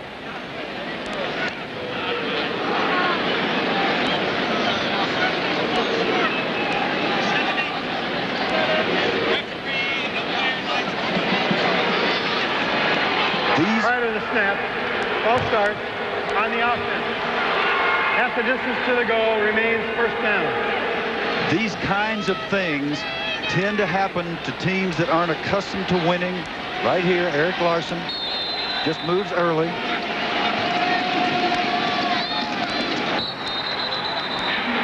Out to the 7. Sam Sword with the hit on Hamner. Those little errors of poise. One of the key ingredients to a consistent winner is poise in the sport of football. Foolish penalties, movement penalties by veteran players are the kinds of things that have plagued Michigan. Here in the second half, they've also hamstrung this Minnesota offense. Larson given what they called a battlefield promotion against Purdue. Really the low point of the season for Minnesota. We'll put that behind him. Improved greatly as a team since then. There's about 3 or 4 flags draped on the Metrodome turf now. Michigan is stimming, meaning to line up in one front and quickly move to another. Snap, false start on the offense. Half the distance to the goal remains second down. And they have the young offensive line of Minnesota severely rattled by their movement, their stunts, their aggressiveness. And that's what Michigan has made a living on for many, many years. Minnesota's going to have to respond now from their own 3.5-yard line. Then they come out in the passing set on 2nd down and 16, and Cockerham from his own end zone is sacked. And is it a safety, or did he just stretch across the goal line? Safety for Michigan. James Hall wrapping up Billy Cockerham. Michigan takes the lead. And one more time, Cockerham can't pull the trigger. Actually, the protection was pretty good. He's standing in his own end zone, and what you must do is either unload the ball, throw it away, or run straight ahead so that you don't give up the safety. 1, 2, 3, 4. Plenty of time to unload the ball. Junior from New Orleans made sure that he hit Cockerham in time, that even if Cockerham falls forward, he falls still in his own end zone.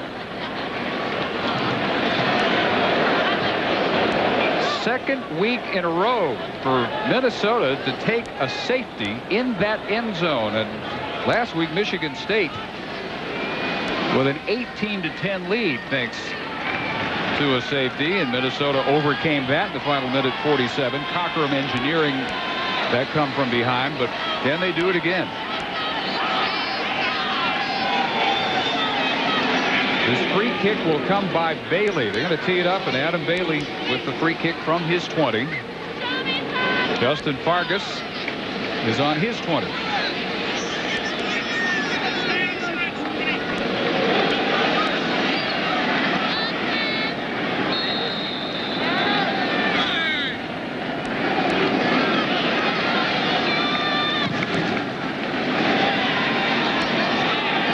Great kick by Adam Bailey.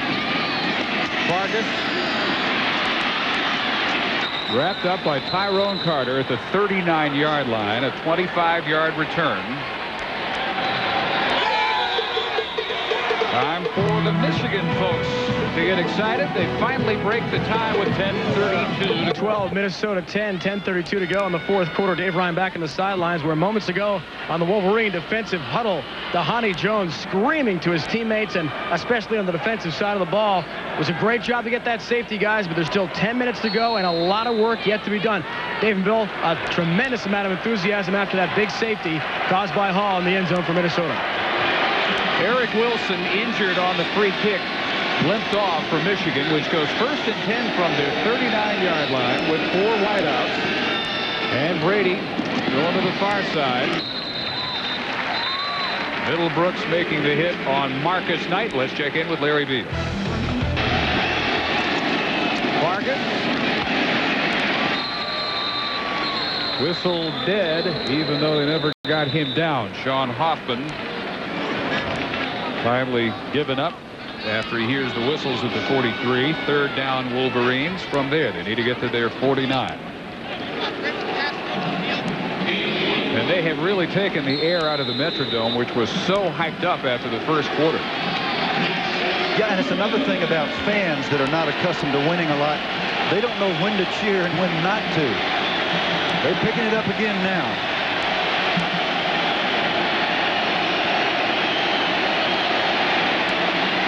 Brady well protected again over the middle. To the 30-yard line goes Diallo Johnson on his first catch of the day. He takes it 27 yards. Beautiful rhythm throwing. Good precision between the protection, the passer, the receiver. Diallo Johnson doesn't play a whole lot, but when he does, he knows exactly how to execute his routes. He runs right through this catch. He doesn't stop or jump or leap. He just continues to run, which is the reason he got it so far down the field. Nice job. 3rd catch of the year for Johnson, a junior from Detroit. He averages 27. Hasn't gone to him often, but big results when they have. Offset eye on 1st down, and Anthony Thomas is hit behind the line. Curtis Poole and Dyron Russ. Minnesota defense is simply not going to allow Michigan to generate a running game on 1st down. They got too many people in the box. The Michigan offensive line expected to knock people around and dominate regardless of numbers. There's the guy that's pulling the trigger, David Gibbs, defensive coordinator for Minnesota. Does a good job of what he calls guessing correctly. He knows what he's doing.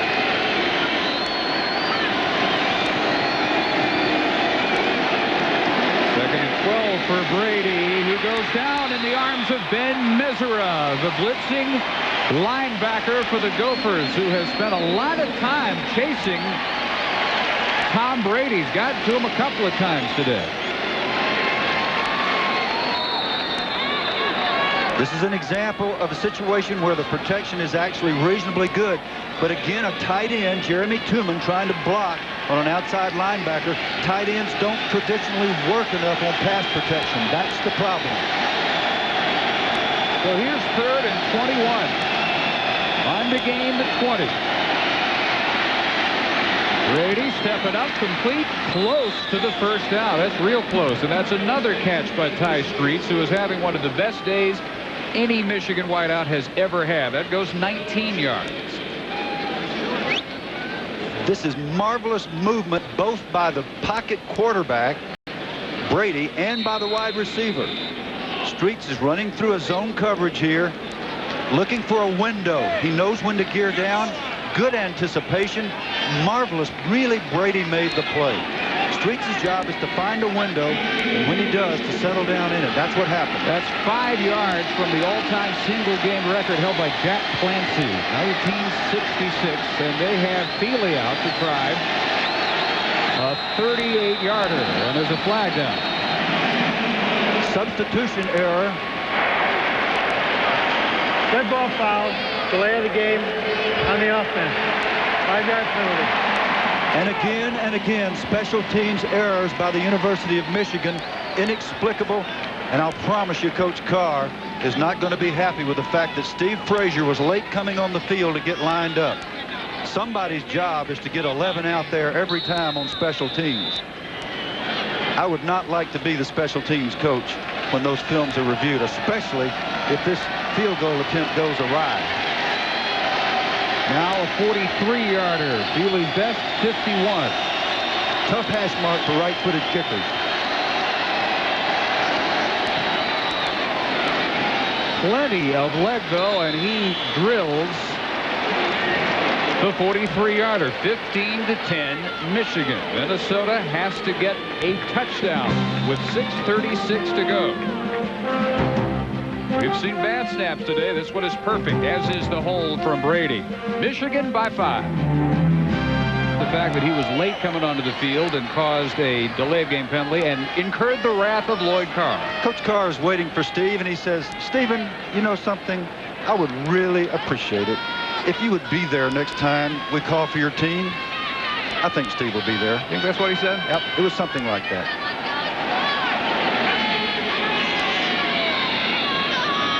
Feely even backed up 5 yards. Drilled the 43-yarder, and Henderson and Carter wait for the kick by Epstein. Carter a yard deep. Tyrone squeezes out about 27 yards. And the kicker, Epstein, forced him out there. Epstein hits somebody on every kickoff. He picks out a blocker and jacks him up if he doesn't get to make the tackle. That's the second tackle he's made. I like Epstein. He's a threat, man. He's tough. Now Minnesota, 6:25 to go, hasn't moved the ball. Their touchdown came on a special teams play. They're going to have to get their quarterback, Cochran, to throw on rhythm. He's going to have to set up and let go of the ball and not be so afraid of making a mistake. That's what has to happen if they're going to move the ball down the field. That way they might be able to rev up the running game as well. 170 total yards as this drive begins with a batted down pass intended for Henderson. Jake Freisinger reaching up from left end. Sophomore. Makes it 2nd and 10.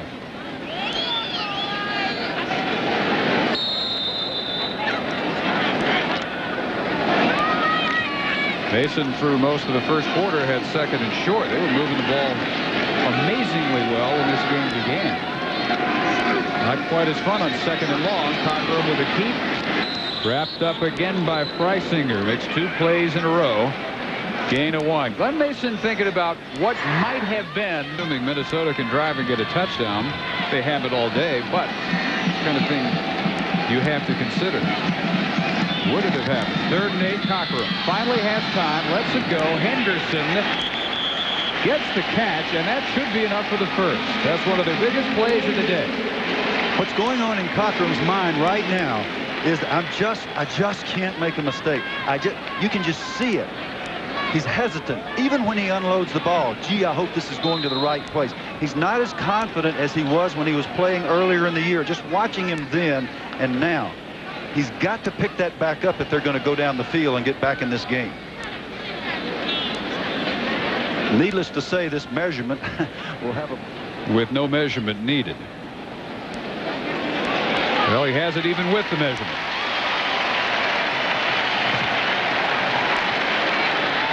Cochran looking right now. He's got his man. Unload it. Throw it. Throw it. In practice, you work on this all the time. Throw on rhythm, son. 1, 2, 3, 4, 5 set throw. Had he done that, then Henderson might have had some operating room and actually could have run for a little bit. Cochran, when he has started this year, is 3-1. He got pulled after the Purdue game. They went with Andy Kersby, beginning with Penn State and Ohio State. Gold missing on a blitz. But Joaquin Fizel did not miss. Michigan has been the ultimate shutdown unit defensively in the fourth quarter in conference play. The last blitz was designed to get Ian Go free into the backfield. It worked, except that Ian made a very rare miss. Ian comes down with his man virtually every time. I don't think he missed a tackle against Indiana.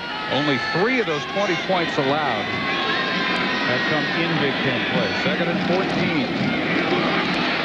Everson broke open over the middle. Cockerham keeping for no gain. I know I sound like a broken record, but it's such a critical factor in this football game. Cockerham is just so hesitant to unload the ball. He's going to have to take some chances in that he throws on the break, anticipating when his man Leverson's going to come open and give this guy a chance. Number 7, there he is. He's got a chance to catch that ball if it's just unloaded.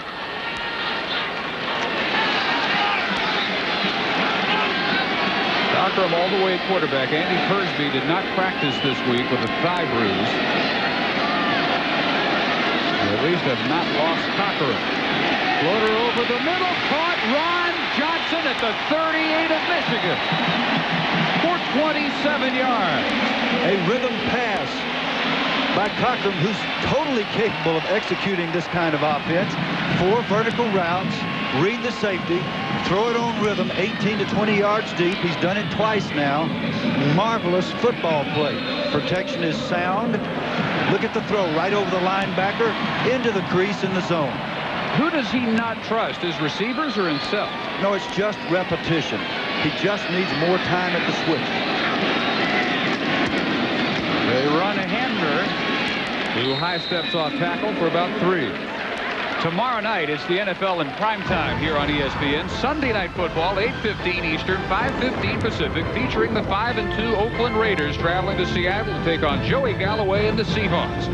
And then Monday Night Football, 8 Eastern, 5 Pacific, and featuring Troy Aikman's return to action as the Cowboys travel to Philadelphia in a division battle against the Eagles. ESPN and ABC, your exclusive home for primetime NFL football.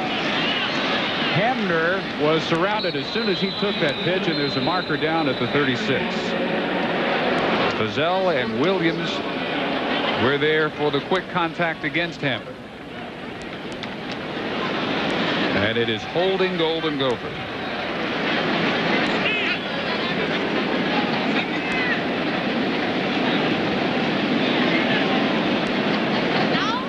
This is going to march him back near midfield. Yeah, this was called by the referee from behind the offensive line. Left tackle Adam Heyer, number 74, right here.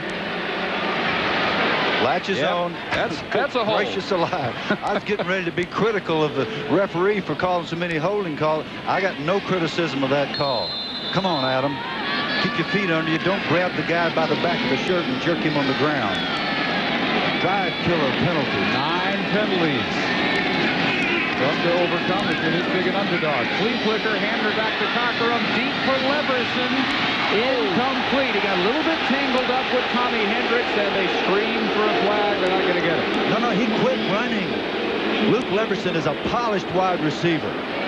To be so young, he is really a fine, experienced wide receiver because he played it so much in high school. He gears down here at just the wrong time. See him stop running. When he looks back, that's when the problem comes. There's no collision there. There's no interference. The young man just didn't run through the ball. Had he run full speed, that would have been a perfect throw. What a great call, though. Steve Loney's had some fine calls today. And when Leverson got even with Hendricks, he had the thing had he continued to run. Now they're up against the play clock, and they don't get this snap in time.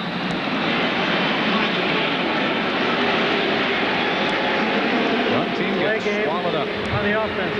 5 yards remains, 3rd down. Swallowed up by their own mistakes. Coming up next, the Residence Inn College Game Day. Chris Fowler and company in the studio. All the scores, all the highlights from the early games around the country. Before everybody gets too critical of Billy Cockerham here, just remember this guy hasn't been playing. He's standing out there thinking about 1,000 things, and he forgot about the 25-second clock. Deep ball for Johnson is intercepted. Cockerham ends up flat on his back. As a result, it's an underthrow. And it was picked off by William Peterson, who gets his 3rd interception of the year. Rob Renis, number 58, the nose guard for Michigan. The big wrestling champ had great pressure. Still time if Minnesota can get it back after a quick Michigan series. 3:22 to go. Trailing 15-10, 3:22 to go. That is now up to his defense. Michigan takes over after the William Peterson interception at their 20-yard line. Both teams have all their timeouts. And again, there's some confusion as to who's supposed to be in the game. Mark Campbell quickly in, then out, and markers are down amid the confusion. Marcus Knight and Mark Campbell couldn't quite decide who was in and who was out. Big time confusion in the Michigan offensive huddle, or lack of huddle, and lack of formation, I might add. Prior to the snap, false start on the offense. 5-yard penalty, remains first down. Now, this is where the head coach says to the offensive coordinator, how in the world do we have a timeout? We've got 5 minutes to stand here, get the formation and the play call, and we can't get 11 people on the field lined up properly. And the offensive coordinator says, we'll talk about it tomorrow, Coach. Aaron Shea went in motion. Anthony Thomas hit behind the line by Messer. It got loose. Still is going to lose yardage, as Michigan has just about all afternoon. A tackle by John Schlecht. Negative yardage all day in the Michigan ground game. Thomas hit for a loss. Yeah, John Schlecht has just had a terrific performance. He's a transfer from a small school, St. Cloud. He came here as a defensive end. Look at him move. Good agility. He's been rushing the passer all day. Right there for the play after Thomas was forced to bounce it. The last time for Michigan to be held to negative rushing yards by Michigan State, that great 1966 team. Big Bubba and George Webster.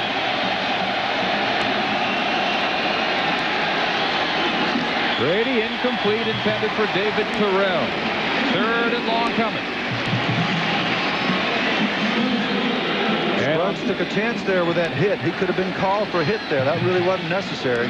On 3rd and 17, you have to keep your eye on Ty Streets, who with 192 yards on 6 catches has had the 2nd best day ever by a Michigan receiver. 5 more yards to tie the Jack Clancy record. Also set at 66. We'll keep our eye on him. Keeps popping up. He comes wide right. Inside of him is Knight.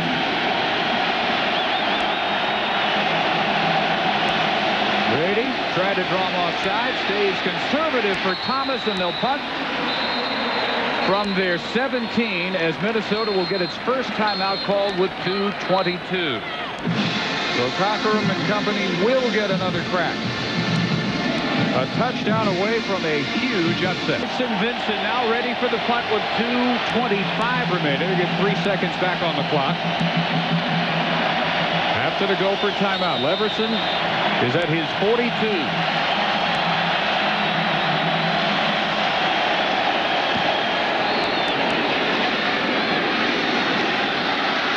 Leverson will get the Gophers in Wolverine territory. An 8-yard return. Fargus makes the tackle, and Billy Cockerham will take over with a limping Leverson coming back to the huddle at the 48.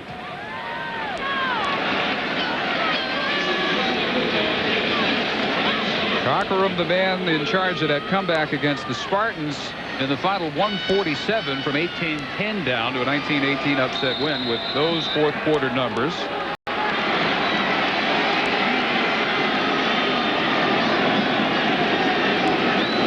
Three wideouts, and we'll keep it for about 4 yards to the 44, where Ian Gold makes the hit.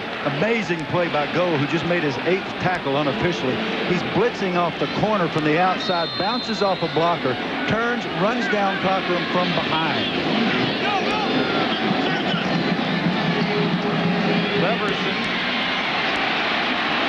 almost put his knee down before the first down and then kept it going. It should have enough to move the change. Hendricks made the tackle at the 36. First down, Minnesota. What an intelligent play by Luke Leverson to make that catch, keep his knee off the ground, put a hand down, and get himself out of bounds. Those are the kinds of plays that get you in the end zone when you need a touchdown to win. Only his second catch today, 15 yards. Shotgun this time. Thrown deep for Henderson. Juggled and incomplete. Almost had it. Dwayne Patman was right with him, and Antoine Henderson made everybody's heart skip a beat. And that's how you play man coverage. He did not look back for the ball. Patman watched his man. He watched his man's eyes, and when Henderson's hand came up, he stripped him of the ball right here. Good play. Good play by Patman. The official is on the spot. He knows whether the contact came early or late. The fans will always boo in a situation like that, but that's the way you play man coverage when you know they're going to go to the end zone. Short over the middle, and that one almost caught and then fumbled. They're going to say Leverson didn't have it long enough, and it's incomplete. William Peterson jarred him loose. 3rd and 10, a minute 33 to go for timeout. That's a play a week ago against Michigan State that Leverson caught on the dead run and took for about a 15 or 20-yard gain. This time well covered by both the umpire and Peterson. Umpires have trouble in situations like this for those crossing routes.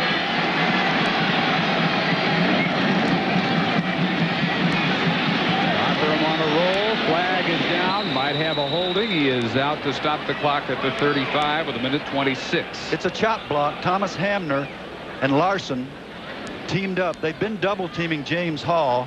Yep, there's the signal. Chop block, meaning the offensive lineman engages the rusher. The back comes and hits him below the waist. That's illegal. It's very dangerous. Now, they weren't intending to hurt James there, but that's what they were called for. Okay, here's Hamner, number 12. You're going to see him move up here and chop at the outside leg of, there it is, James Hall, number 56.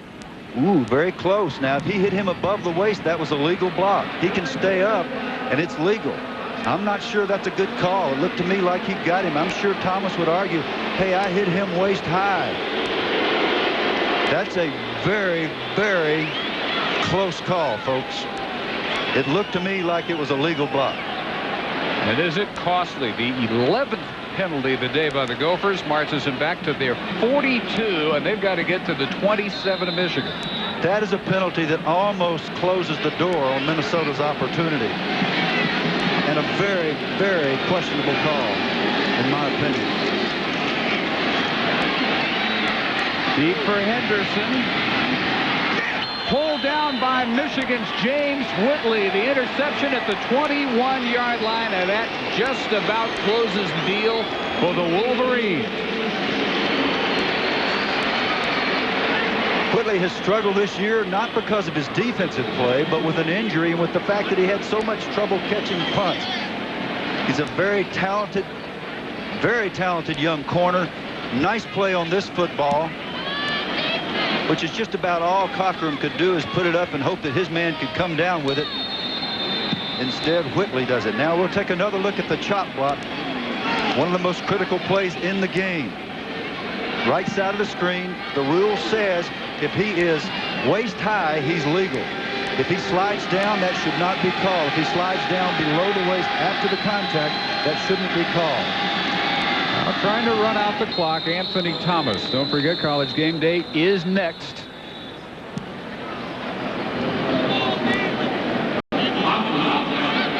Minnesota's next to last time out as we get our AXA Equitable Players of the Game, and it's got to be Ty Streets, a career high 6 catches, 192 yards.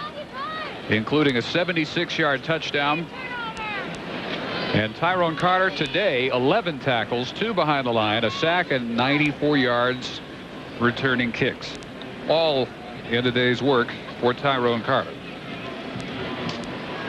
What a day for Ty Streets, who for most of the day has been the offense for Michigan. This is the 76-yarder early.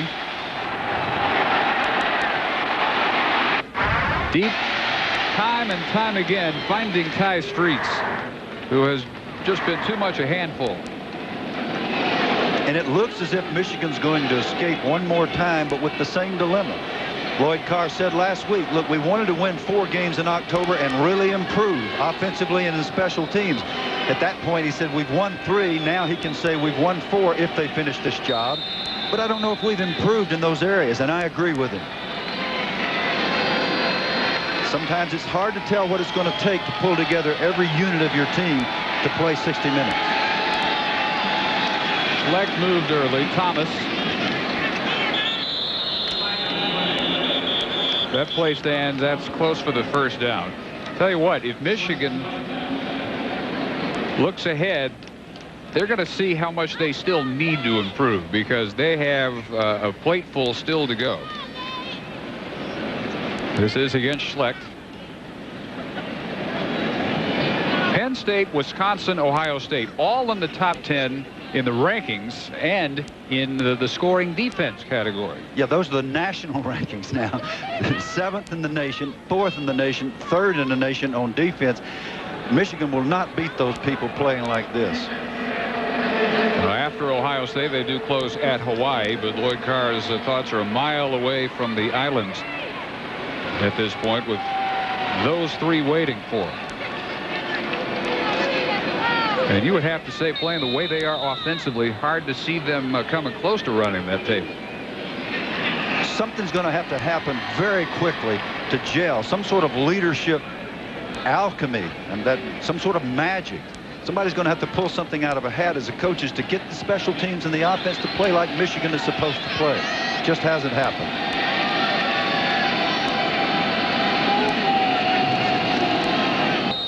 Don't forget, coming up next, it is Chris Kirk and Lee with all the scores and highlights on the Residence Inn College game day. Time allowed to elapse. Gophers still have 1 timeout. Yeah, I'm not sure I like Brady's technique. The jug will remain in Ann Arbor, as it has since 1986, the last year of a Gopher upset. One of the oldest trophies in college football has most of the time resided in Ann Arbor.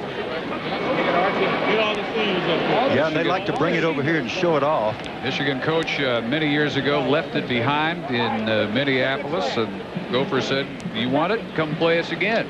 You'll have to come win to get this thing back. Now, Brady, he did a little somersault onto his backside. I hope that's not his normal technique. Apparently not. Yeah, it looked a little better. Michigan retains the Little Brown Jug for the 12th consecutive year. They get the win to go 6-2, 5-0 at Big Ten play. 15-10, our final. For Bill Curry, Dave Ryan, and our entire ESPN crew, Dave Barnett saying so long from Minneapolis. This has been a presentation of ESPN, the worldwide leader in sports. Here's Chris Fowler.